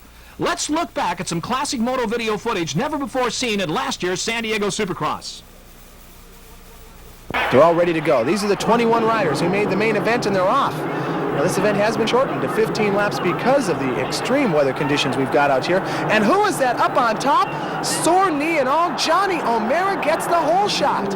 He and Ricky Johnson neck and neck going into the first corner right there. And who would have ever believed that Johnny O'Mara, with the knee in such terrible shape, goes ahead and moves into the whole shot. In the background there, a great flying W by Ricky Johnson. He almost went ahead and ended his race real early right there off of those moguls. But in the blue jersey and the white helmet, Johnny O'Mara, he was the Supercross champ, 2 years ago now. Last year, you can see on his number plate, he was ranked #3. And here in the first lap of the main event, there's the green flag indicating that it is an official start. He's got the lead. Ricky Johnson in second, Jeff Ward in third. That's not Brock Glover in fourth. That's his junior partner, Keith Bowen, also a factory Yamaha rider. So a couple of surprises right here, right off the bat. Bowen in fourth place, David Bailey rounding out the top 5, Scott Burnworth in 6th place as we go into lap #2 right now. The duel between Team Honda riders. Whoa, getting upset by Team Green. Jeff Ward almost made it past, but instead Ricky Johnson slips by on the inside. Ward, I think, was pushing a little bit too hard on the outside in that thick, goopy mud. Meanwhile, on the inside, Ricky Johnson slipping by where a lot of the mud had been pushed to the outside. A much smoother line, and obviously here, much faster. So Ricky Johnson, the guy whose close-up we saw at the beginning of this race, has now got the lead. #5, he grew up just 30 minutes away from Jack Murphy Stadium right here. We said before, this is his 4th time racing the San Diego Supercross. He has never won before the home crowd, and he was telling me before the race began how much a hometown victory would mean to him. It seems as though San Diego residents win this race almost every single year. Ron Lachine, the rider who's out there on a Kawasaki this year, #2, won it a couple of years back on a Yamaha that he had borrowed from a shop. Another good close-up of Ricky Johnson, again, having to face this tough series of obstacles. You know, all in all, there are 13 different obstacles on this track. It took over 800 dump trucks to build this course out here, and only 12 hours of rain to wash most of those obstacles into something that resembles chocolate soup. Right now, Jeff Ward on the inside of that chocolate soup, and there he goes ahead and passes #3. So, moving into 2nd place, the defending Supercross champion, Jeff Ward. Dropping back into 3rd, former Supercross champ, Johnny O'Mara. You still got Ricky Johnson in the lead. As a matter of fact, he's got about a 3-second advantage right now over Jeff. Now Jeff, his season got off to a tough start when he broke his throttle cable. Last week in Houston, he came back and convincingly won. So Jeff is doing his best to try and make up as many points as he can from that terrible race that he had up at Anaheim Stadium a few weeks ago. Remember Ron Lachine, #2, the rider who won this race a couple of years ago, now in the Kawasaki. Ron got off to a pretty bad start right at the beginning of the race and just hasn't been into it tonight. Good close-up there of 1st and 2nd. Whoa, the white flag is out right now. 1 lap left to go. Ricky Johnson just has to hold on before he'll be able to finally win one in front of his hometown fans right here. And they're on their feet. The checkered flag is out, and Ricky goes ahead and does it. And we're ready now for the main event. For an interesting perspective from the field, let's go to David Stanfield. David? We have got less than 30 seconds for the main event here at San Diego's Jack Murphy Stadium. You can see Ricky Johnson with the fastest lap time takes the inside near the start gate. He's got a little bit more room. He's got a fast, smooth arc into the first turn. Jeff Ward, he is closer to the inside. Here's the start of the main event. Here we go. The gate drops and out in front goes Ricky Johnson, number 1. Johnson and Ward is stuck back in mid-count. Something happened to Ward. Somehow, Ricky Johnson making up in front. Sees one from Suzuki Arenacross. And Johnson's behind a teammate, Mickey Diamond, in third. In fourth spot, I believe it's Jeff Lease, the Australian on the front for Yamaha. And here comes Lachine in fifth.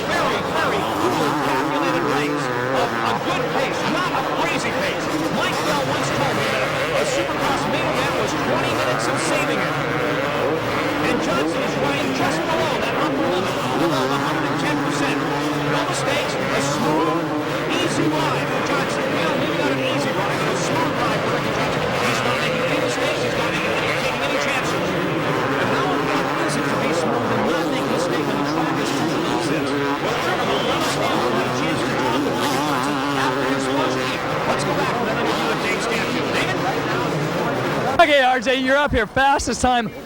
Not a technical track. No, not very. It's but there's a lot of things about it. If you're not smooth and consistent, you'll lose time. And I mean, I didn't win by that much. I think I won by a couple seconds, you know, over the whole 8-lap period. But every little bit counts. You know, if you make one little mistake, that's the bike length you could have had to win the moto. So every little bit counts, and that's the thing about this track is if you comb with a fine-tooth comb, you'll find little ways to make up time. Watch Johnson's line, goes right to the inside, doesn't make any mistakes at all. Now Johnson is showboating a little bit, and the crowd is reacting to it here in San Diego. When a rider gets out and he got as far as Johnson is, he'll start crossing up and doing little tricks on the jump. And Johnson is a master showman. He knows these fans have paid their money to come see him win. He's so proud of it right now, he can afford to play around and have some fun. That's what he's doing now. Ricky Bad Boy Johnson out in front. Picking up a lot of points on young Jack Warren tonight here in San Diego. And the final moments of this 2:50 main event. Meanwhile, back in the back, some of the riders back in that back. Mike Fisher, number 140. There's Jim Hanks, and there's more trying to move up through the back. Still in mid-pack, and Woody is not having a good time. Johnson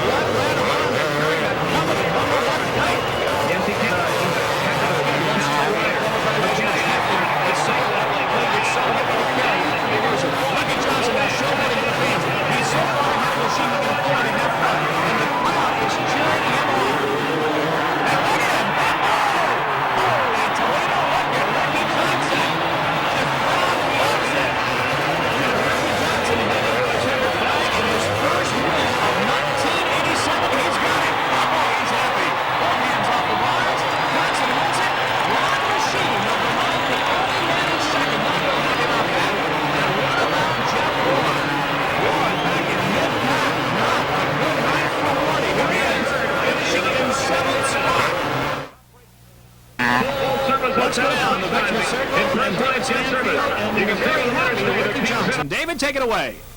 Turning point of the race, was it the start? Oh, definitely the start, because I could pick and choose and do what I wanted to, and those guys had to work around my lead. So I pretty much could set the pace and write my own tempo. Congratulations. What is this, 25 points? Yeah, it's 25 points. It's excellent. This is the turning point for me last year at San Diego. I had bad luck. I didn't have bad luck at Anaheim, but I crashed in Houston. I came back and won in front of the hometown crowd, and it's just fired me up. I want to get up tomorrow morning and start training so I can win more races. All right. Congratulations, RJ. Thanks a lot, Dave.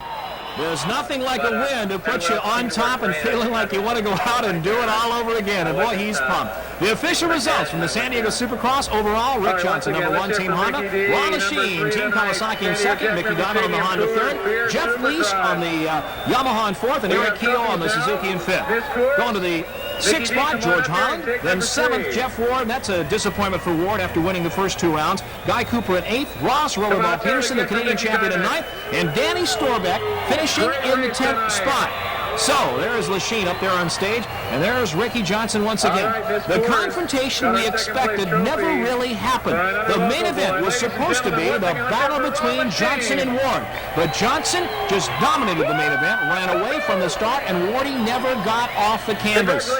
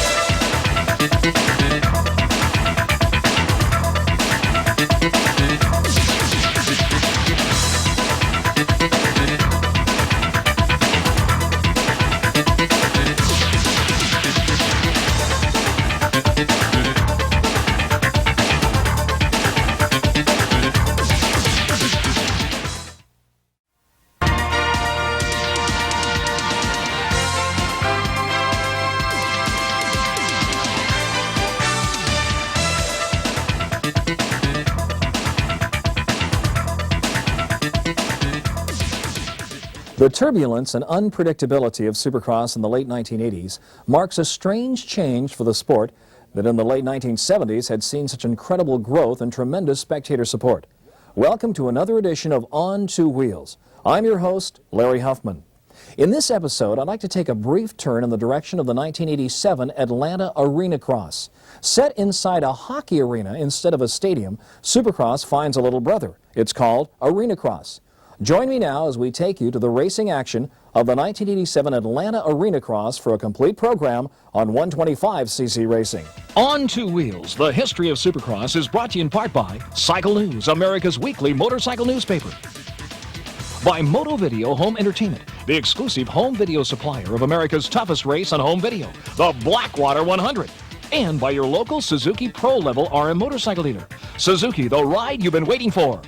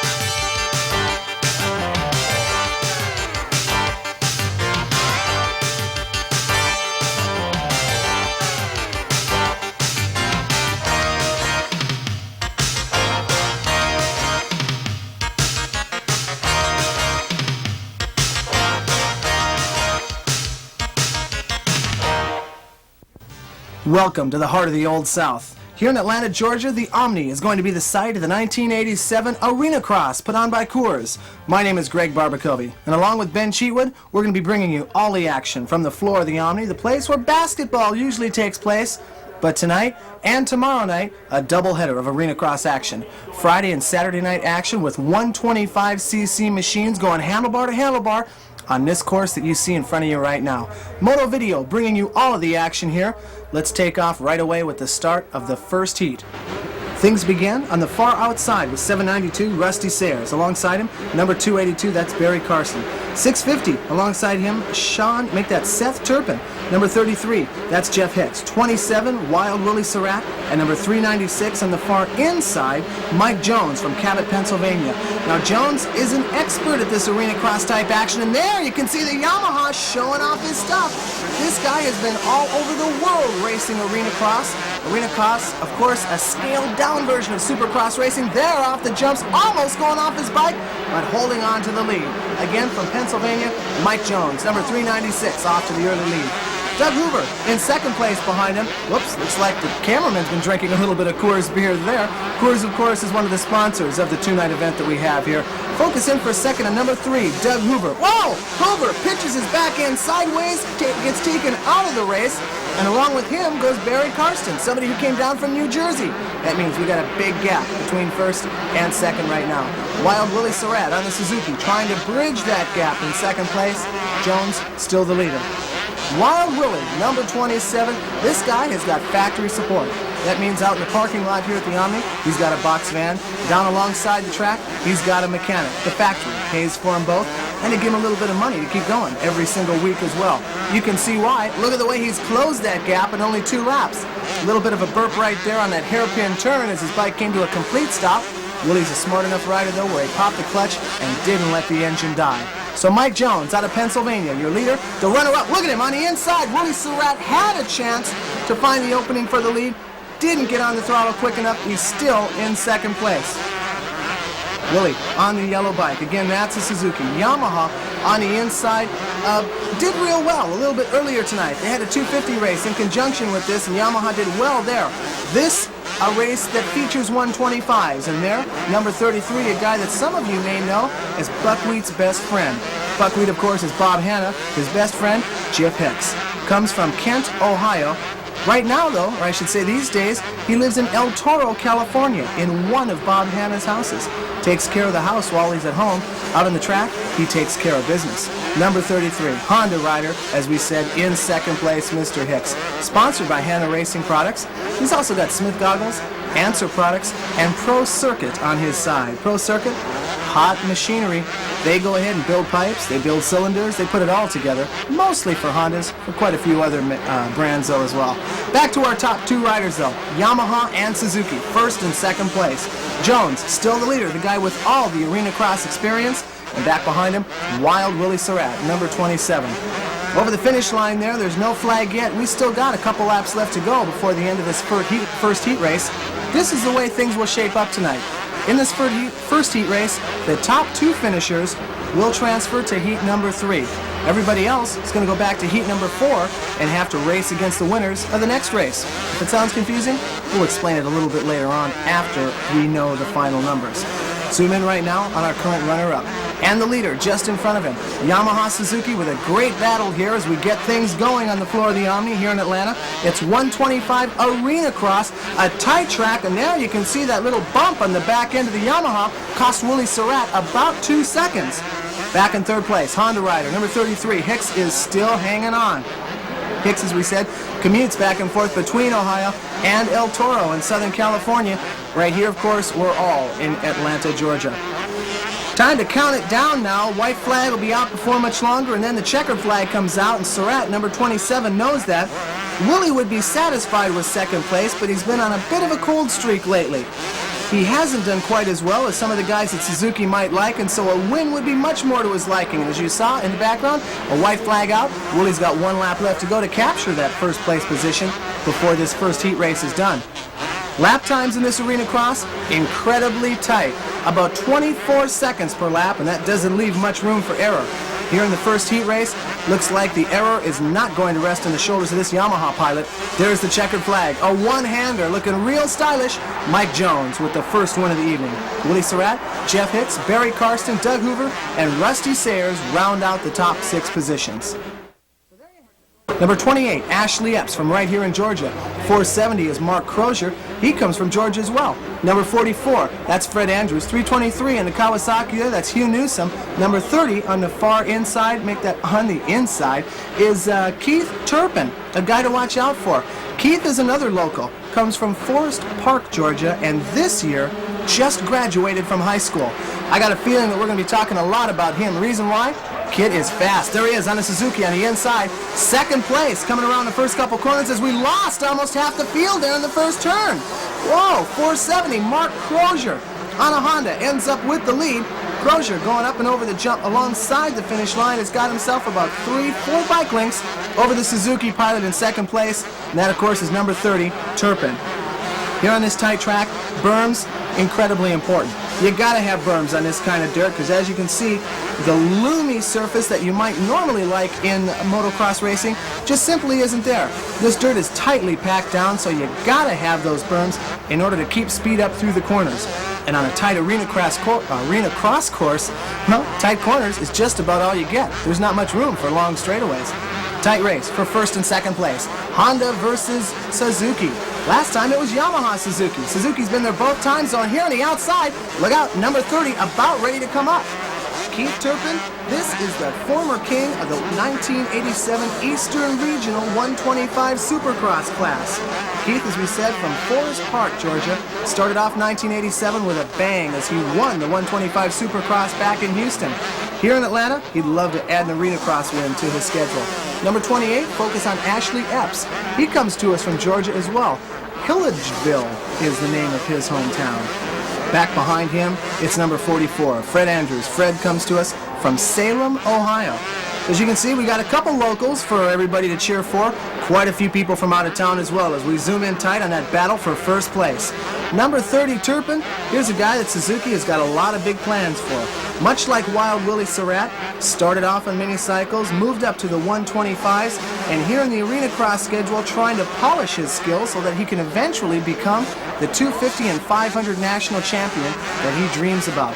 He had an interview published in Motocross Action magazine a few months back, and he said that what he wants to do is he wants to race for the next 10 years and then retire. Well, I tell you, I'd love to retire in the next 10 years. Then again, I'm not as fast as Keith Turpin is on a bike.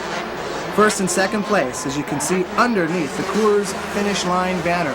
Coors a big sponsor of this Arenacross series, as they have been of Supercross throughout the year. Look at the way those reflexes shot Turpin out of the corner and just completely dove underneath the Honda to take the lead.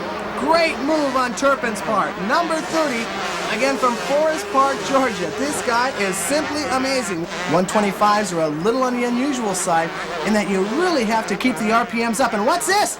Turpin looks like he's slowing down, looking back over his shoulder. Well, there's a reason why. Checkered flag is out. He knew he had to win. Crozier takes second place. Fred Andrews, Ashley Epps, and Hugh Newsom round out to the top 5. Now, I mentioned a little bit earlier how tonight's schedule works. Here, we'll put it up on the screen for you and make it a little more easier to understand. The winner and the runner-up from heat number 1 are going to go neck and neck with the guys who took 3rd through 6th place in the second heat, and they'll be up on the starting line next. Now, the guys who just won, and that's Turpin and Crozier, they're going to go against the guys from heat number 1 who finished in 3rd through 6th. We'll see them in just a second in heat number 4. Still confused? Forget about it. Greg Barbacovi and Moto Video will keep you informed as we take a look at the starting line as the guys get ready for the beginning of heat number 3. Now, this 3rd and 4th heat, this is where they are fighting for the actual positioning of their bikes on the starting line for the main event.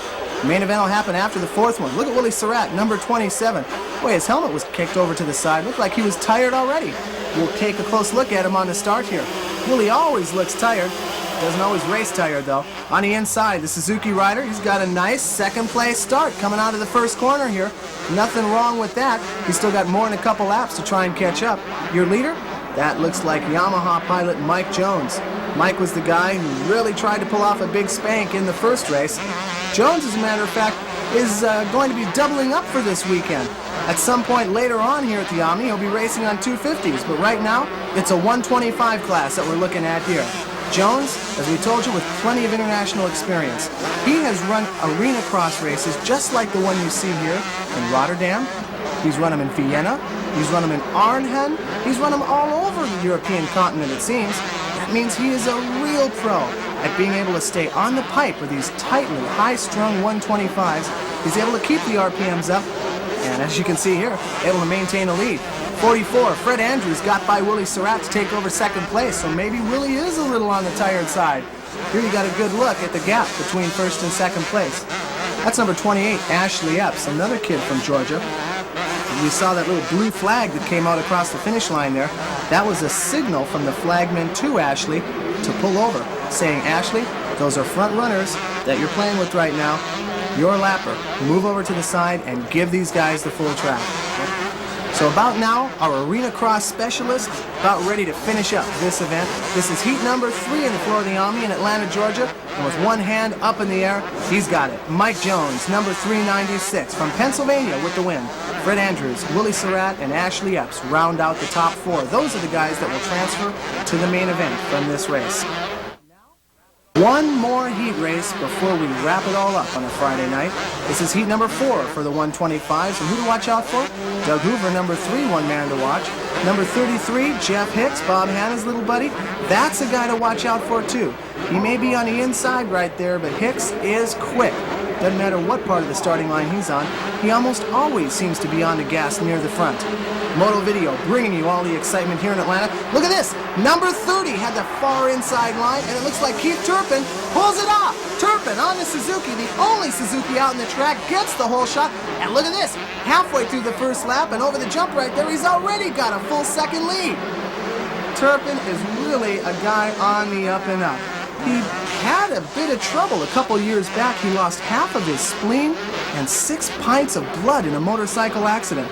Very nearly killed him, but he didn't let that get in the way. After his rehabilitation, came back, threw a leg back over a motorcycle, and as you can see, enjoying some great success. He's on the way to becoming a full-fledged factory rider. Right now, number 30, Keith Turpin, enjoying every minute of it. Used to race a Honda, was part of the Honda support team. Suzuki was able to give him a much better deal, though, and that's why you see him on the Yellow Meanie. There, oh! Tough time going down. Number 33, Jeff Hicks, was storming into second place. Instead, the storm ended up landing on his helmet, and he bailed down a position. So Hicks, who was in second, now down into third. The guy just in front of him, well, he's trying to replace it right now. Zoom on in, number 282, Barry Carson from Bayville, New Jersey. Now, Barry's a familiar figure in the 125 circles. Barry was a guy who raced with us the very first 125 race of the year back at Houston. He's sponsored by himself, a privateer, took 10th place back at Houston here, trying to keep his privateer status alive and earn the attention of the factory team managers who are out here, holding on to second place. Small gap in between the Yamaha and the Honda. Number 470, creeping up right now, Mark Crozier. Mark, again, one of the locals from Georgia. You may not be able to hear it on the Moto Video microphones, but the local fans here have been very supportive of the young men and women who come from right around the shadow of the Omni here. As we said, one of them is the current leader, that guy in the Suzuki way out there in front. As a matter of fact, Keith Turpin just graduated from Forest Park High School this year. Second place continues to tighten up. As a matter of fact, number 3 and 4, Doug Hoover, is picking up some ground. And now number 33 getting back into the thick of things. Jeff Hicks, after that collision earlier, trying to regain some of the lost momentum. He's currently in 5th place. He's still got a couple laps to try and break into the top 4. It's only the top 4 riders who transfer into the main event, so Hicks is going to have to move up at least one position if he wants any chance at all at the Friday night money here. So the Honda rider on the throttle. Let's see what kind of line selection he's got. Over the whoop-de-doo right there, the same line that everyone else does. Well, he's just going to have to work on it. Back to the top of the pecking order. Look at the amazing lead that this Suzuki rider possesses. Keith Turpin. Keith, 17 years old, 125 national rider. He owns a Corvette and loves to cruise in the thing. He's a little on the flashy side when you get him off a bike, but when you put him on, he's all business. Not too long before the white flag now. Turpin, still the leader. And the gap between first and second place, about 2 time zones. Let's go back to our leader, number 30. We said about all we can about Turpin before the main event, and the Suzuki rider gets the checkered flag with one fist up in the air. Barry Carson second, Doug Hoover in third, Mark Crozier fourth place to conclude heat number 4. Now to the starting line. It's time for the main event. Number 33, Jeff Hicks, got stuck with that far outside line. Number 323, Hugh Newsome from Morrow, Georgia, closest to us on the inside. Who's it going to be? It's the main event. This is where all the money is going to be awarded. As you can see, number 33, Hoover, got boxed way out. He's second to last here at the start of the race. It's a Suzuki out in front. Is it number 30? Yes, it is. Turpin up in the top slot, and back behind him looks like Wild Willie Surratt, who we talked about during the first heat race. Suzuki's got to have a big smile on their team manager's face right now. Pat Alexander, who manages Team Suzuki and is out here tonight, loves to see the yellow and blue team up on top. You can understand why. They sign his paycheck. So here we are at the end of the first full lap. Turpin on top, Wild Willie in second place. This is the main. So Andrews ends up using a hay bale as a bit of a toothpick there. Meanwhile, our front runners, whoa, a little bit out of shape. Let's see if that's going to cost Turpin anything. It does. Surratt saw the fishtailing action that Turpin had on the back of his Suzuki, used it as an opportunity to whip the throttle, and jams himself up into the lead. And there's not much time left to go. So as I told you a little bit earlier, by studying the lines that Turpin used, Surratt knew exactly where Keith was going to go. And when Keith got out of shape, he found the gap, thread the needle, and ended up nosing his Suzuki into first place. Wild Willie, number 27. This has been the Heartbreak Kid. And the reason why I say that, I've watched Willie race for a number of years now. He's not the kind of golden boy who's had everything handed to him, and he earned this win in true Surratt style. Number 27, the winner here of the main event, Friday night. Keith Turpin, Mark Crozier, Barry Karsten round out the top 4 positions here as we're done for a Friday night. Right now, getting introduced to the crowd, Willie Surratt, number 27, and scoring the nice-looking trophy that Coors brought for the Arenacross. And there, a nice little kiss from... That's no little kiss. That's one bodacious lip lock right there. Willie Surratt enjoying victory, as it's sweet for him on Friday night. Born in the Atlanta area, now living in California, Willie Surratt won last night's 125 main event. Willie, what's it going to take to win tonight? I just get a good start and hold position like I did last night, and it already take me to a victory again tonight. Well, good luck in tonight's racing. Thanks a lot. Boy, it sure looked like somebody blew out the candles on Willie's cake, didn't it? Well, let's see if he gets any more excited out in the track. He'll be coming up in just a couple minutes in heat number 2. Now, heat number 1. Let's take a look at our starting grid. Number 44 out there already. That's Fred Andrews. We talked about him a lot last night. 647, Rick Young. 28, Ashley Epps. Number 470, that's Mark Crozier. No number plate? That looks like Jeff Frizz. We'll double check that for you. Number 30, Keith Turpin. Is the other rider, and then on the far outside, I think that's number 647, Ricky Young. Let's take off right now. Still can't figure out why Frizz didn't have a number on his bike. That's him getting banged around in the center of the track. Got hung up a little bit on the jump. Who we got out in front? The other Suzuki rider, Turpin, number 30, the guy who came up just a couple of feet short during Friday night's main event. Willie Surratt beat him, and so here, just like you saw in the interview, he's going to have to overcome a slightly injured knee to take the main event win here on Saturday. This, of course, just a preliminary. We're only as far as the first heat.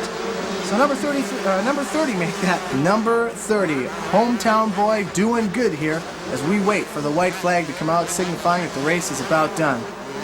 Motocross Fox is the sponsor of his apparel. You can see the big Fox letters across his bottom side whenever he gets up on the machine. You should take a close look and notice that just above there, he's also wearing a kidney belt. The kidney belt helps keep his inside organs from bouncing all over the place too much. Number 44, the runner-up on the Honda. Behind him, Fred Andrews. Fred looking to improve the finish that he had last night. Fred was only able to muster a 6th place in the main event in Friday night's program. Here, 2nd place in the first heat race. He's off to a much better start. We're about ready for some flag action at the finish line right now as this Suzuki pilot has done about all he can do out in the track. At the Omni in Atlanta, Georgia, the results of the first heat are in. Keith Turpin with the win. Fred Andrews, Mark Crozier, Jeff Riz, and Hugh Newsome. Let's go down to the 2nd heat right now. The start of heat number 2 shows these guys as they are gearing up for the beginning of their race. We didn't hear much from Mike Jones, number 396. As a matter of fact, he took 7th place during Friday night's event. So he's going to be pumped to do well.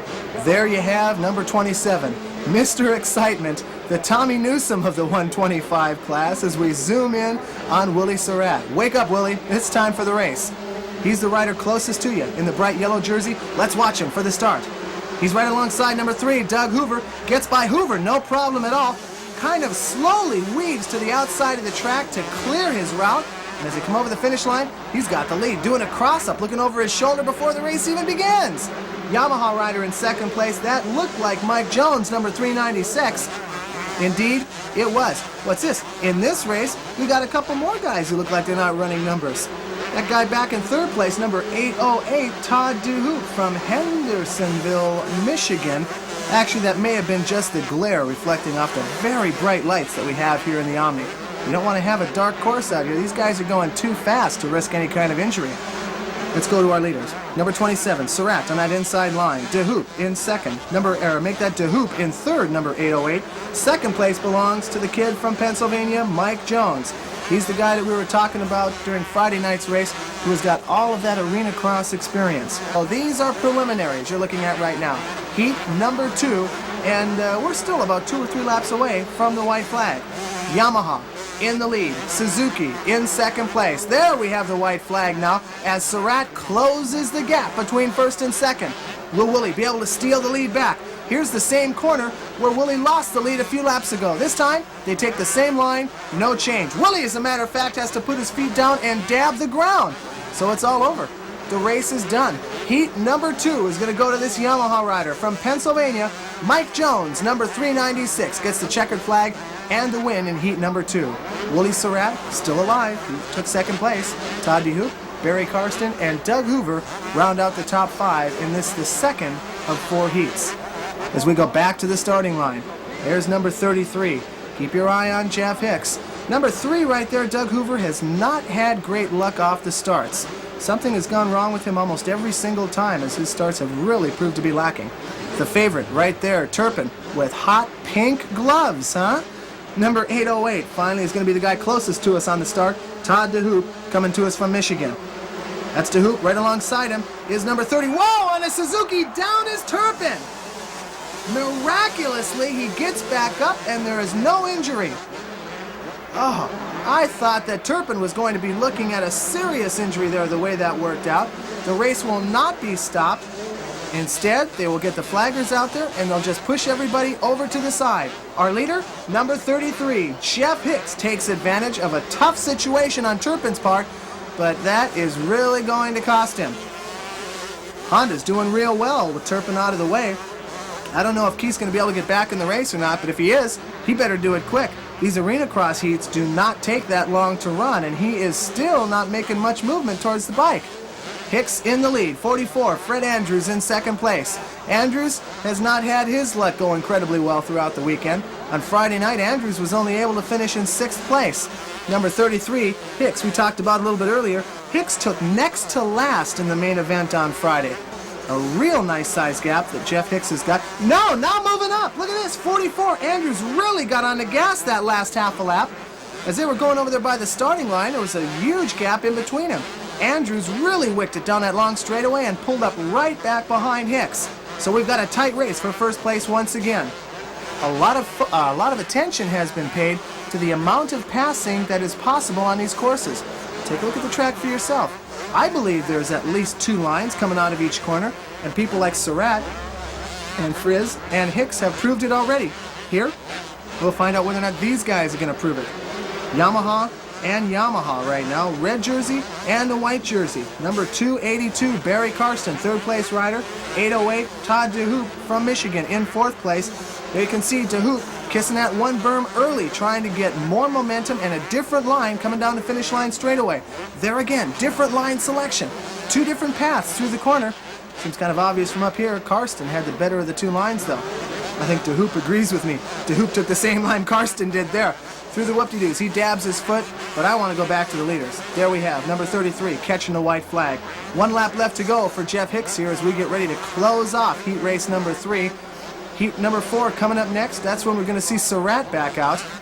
Number 44, Andrews, still trying to make a race of this. You got to give him credit. The guy's been consistent. Second place for the better part of the race. And that's where he's going to finish here in this heat race. Checkered flag is out. No real surprises. Hicks with the win. Andrews is in second. Karsten, DeHoop, and Turpin round out the top 5. Now, heat race number 4. With number 28, Ashley Epps. He's from Georgia. He wants to do well in front of the home crowd. Number 470, Mark Crozier. We talked to him a little bit earlier. 396, looks like a few last-second words from his girlfriend. That's Mike Jones, one of the favorites. And again on the inside, Wooly Surratt, making sure his goggles are clean. I don't know if he's concentrating or just has that sleepy look because he wants to conserve energy. At any rate, we're ready for a start. The gate drops backwards. Surratt closest to you. Is he going to get the whole shot? It looks good so far. As a matter of fact, that looks like Doug Hoover that he's racing against. Could it be? 27 has got the lead. That is Surratt. And that wasn't Hoover. That was number 470 that I was talking about. Mark Crozier, who pulled up on him so well on the starting line. So Surratt jumps out to a quick lead once again, as he has so many times throughout this weekend of 125 racing. Number 396 in second place, Mike Jones. Mike Jones has a score to settle. Jones wants to beat Surratt out here. Jones came up short on Friday night, and he's got something to prove in front of the hometown crowd. Surratt may be sleeping 20 minutes away, but his home is 2,000 miles away. Make that 3,000. California's a long ways away. Look at this. Through the whoop-de-doo. It's a kamikaze move by the Yamaha pilot. And still, he comes up short. Had he not kissed the rear axle of Surratt, I tell you, Jones may very well have moved himself up into the lead. But the line that he took threw his Yamaha right behind Willie Suzuki. He had to dab the brake and slow down his momentum. Otherwise, he would have pitched it sideways, just like Turpin did the race before. Number 470, Mark Crozier from Warner Robins, Georgia. He's the guy in third place. So we've got a real tight first, second, and third place race going on here for the final heat race of the night. Heck, it's the final heat race of the weekend. After this, we've got Saturday night's main event, and then it's time to go home, make a fire, cook a dinner. Number 27, your leader, Willie Surratt, jamming on that rear brake and then popping the throttle, coming back up again. These riders are having more and more trouble with that section of whoop-de-doos. You got to remember, this track has undergone 2 days of very serious pounding on the part of these machines.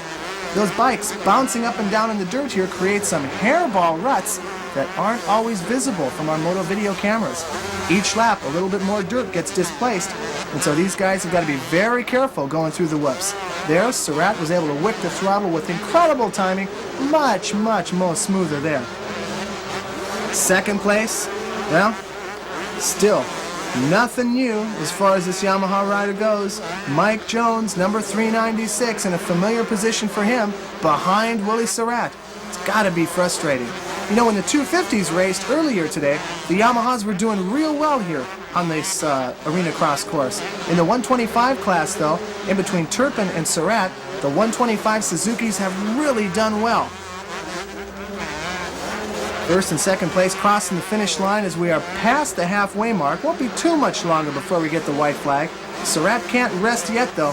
We know, both you and I, that Yamaha rider Jones is capable of some great things. There, through the whoop-de-doos, again a great line as he pulls within a knobby length of the lead. Let's see what happens now as they get ready to go down the long front straightaway. Two separate choices of lines up and over the finish. The Yamaha on the inside still doesn't have the hole to go ahead and thread the needle with. Number 27, Surratt, has had trouble with the whoop-de-doos. Could this be the place? Yamaha uses the outside line so Jones can really whip the throttle going through. Didn't work out to his advantage, though. He still is half a bike length behind Surratt. Now, both guys using the same line coming out, almost the same line coming out of the berm. Surratt still maintaining a 2-bike length now. I don't know if this can get any closer right here. This is almost as exciting as the main event. For a couple moments, Jones comes right up on Surratt. Then Willie finds the magic touch to blast away from him. Then Jones comes back. Then Surratt takes off again. This is like big-time racing. Suzuki and Yamaha both biting their nails as we remind you that Kawasaki conspicuously absent from this event. I don't think we've seen any riders from Team Green out here on the track. I'll have to double check into that story and see if we can find out more for you later. Right now, hard on the brake on the inside. Surratt again with trouble through the whoop-de-doos. Here, can Jones pull it out? No, he opted for the outside line, and that was a mistake. Had he had a hairball move up his sleeve, he would have dove for the inside and tried to thread the needle. But no, he played it safe. And I gotta say, I can't blame him. This is not a main event. It's still only heat race number 4. The white flag is out. 1 lap left to go. And the guys who finish in first and second place will both have some pretty good starting positions to choose from. And it looks like Suzuki is going to come off with this win. Surratt looking over his shoulder. A dangerous move in Arenacross when you got a short 26-second lap time. It paid off for him, though. He'll take the checkered flag with a fist up in the air.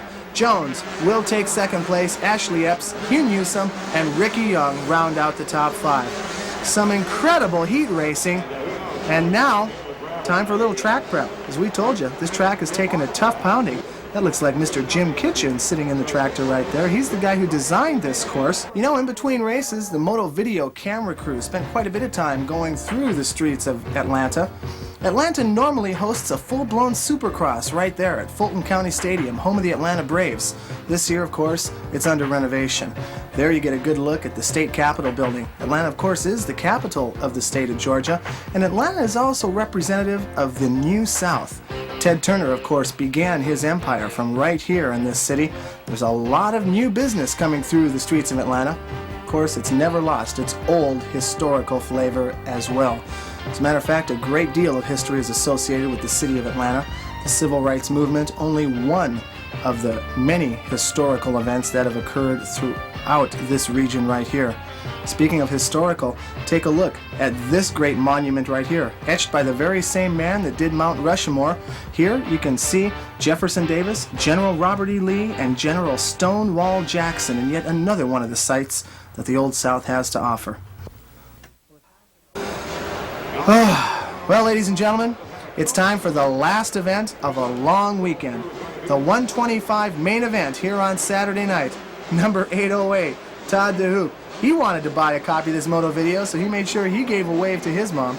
Number 33, Jeff Hicks. He doesn't have to wave to Hannah. He knows Hannah's going to be watching every move he makes and criticizing all the bad ones. Number 44, he looks relaxed right now, doesn't he? Fred Andrews. Will he be able to improve that 6th place finish from the first moto? And on the inside, Willie Surratt, number 30. Or make that Keith Turpin number 30, Willie Surratt number 27. Willie looks like he's got something against our cameraman, doesn't it? Here we go. Main event, 1987 Arena Supercross, and there you can see what happens when somebody jumps the gate. I don't know if it's going to be considered a false start or not. At least one rider ended up with their front tire underneath the starting gate. As a result, the guy who has had starts that have resembled cow dung this entire weekend, Doug Hoover, finds himself in the top slot. My producer's going crazy here. Hoover has had a terrible time with the start here in Atlanta. Here in the main event, when all of the money is going to count, though, he finally came down with some great timing, and thanks to some overexcited riders, no, it's going to be taken away from him. Doug Hoover, number 3, is going to end up having to go back to the starting line and do it all over again. Meanwhile, what's this? Number 282, Barry Karsten, bails before the restart. Let's get a close look at this starting gate. That U-shaped arm that you see folds backwards towards the rider. When the green flag goes for the start, the gate drops and riders can go. Should one of the riders jump the start and go too early, their front tire gets hooked underneath that U-shaped bar. That's what happened, and that U-shape that you saw broke. Takes just a second to fix, though, and we're ready to go again. So it's a restart. Can Doug Hoover get lucky twice in a row? What about the 2 Suzuki pilots that are closest to you? Watch the 2 yellow jerseys. Closest on the inside is Willie Surratt. Right next to him, Mr. Turpin. We're waiting. There we go, the 30-second sign. When it goes sideways, the gate could drop at any time. We've got to start. Turpin gets a little bit of a jump. Number 44, Andrews, was right in the center of the pack, but couldn't hold on to the throttle all the way around the corner. Suzuki back up on top for the start of the main event, and this time, the start will stand. Well, Doug Hoover had a few moments of glory, but right now, Doug Hoover is not the man on top. Where it counts, it's number 30, Turpin in the lead. Fred Andrews in second place. Willie Surratt still cannot get those whoop-de-doos right. You saw him leave a little brown spot on his seat the way that both of his feet were pedaling alongside the bike. Focus back now on our leader, number 30. I don't have to say that. You can see it.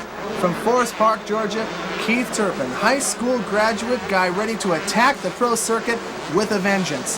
This, I believe, will be his last year on a 125, as he's big enough to take advantage of the 250s. His ambition?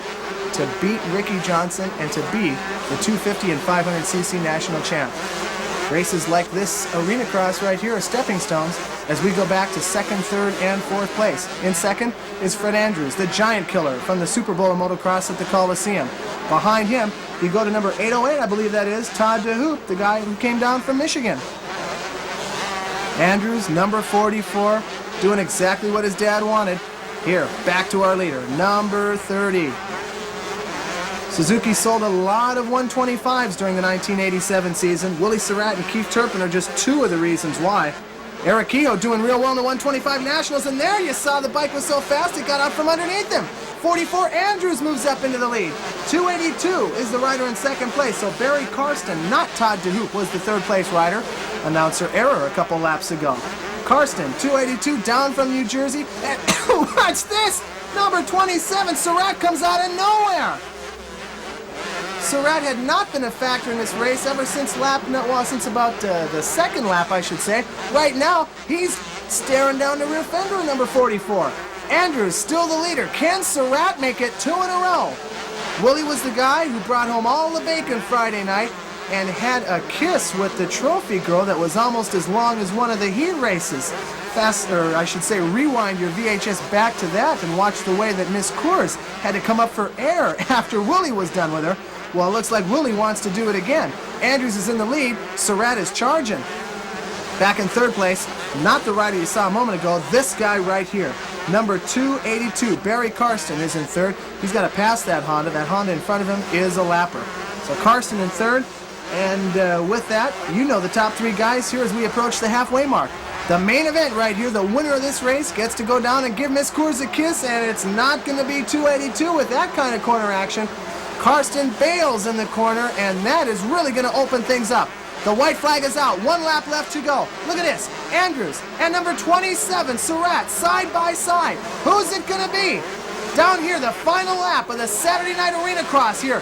Coors sponsoring Arenacross in the Omni. Surratt has got half a lap to try and come back and make it 2 in a row. Looks like Honda's got his number here on a Saturday night, though. With the checkered flag coming out, it's going to belong to number 44, Fred Andrews. Surratt, number 27, looks like he's happy with second, though. Mike Jones, Barry Karsten, Doug Hoover round out the top 5 as the official results flash in front of you. There's the way the top 10 look. Let's go back down to the field and Ben Cheatwood with an interview with the winner. Ben, take the mic away. Fred Andrews has just won the final event for the 125cc Coors Super Bowl of motocross. Fred, a fantastic ride. You really look good out there. Thanks a lot. I was really pushing it hard, and Willie and I had a really tight race, and this crowd, we could hear them rooting on when Willie get close to me, and it was really fun out there. You guys got real close there in a couple of turns. You actually collided. Yeah, there's only a few spots where you could really get in there and try to pass him, and he was trying it, and I was thinking that he was going to try it, so I'd have to move over and kind of cut him off a little bit. How'd it feel to take the checkered flag? Man, it felt real good. I came here knowing that I could win one of these because I win a lot at home, and I didn't do too good yesterday in my 250 class. I fell down, and it just feels really good to win finally. Well, you did good today, Fred Andrews. Congratulations. And congratulations once again to last night's winner of the 1987 Atlanta 125 Arenacross, Willie Surratt. On behalf of everybody here at Moto Video and Mr. Ben Cheatwood down on the floor, this has been your announcer, Greg Barbacovi. Happy racing, folks, and we'll see you next time on Moto Video.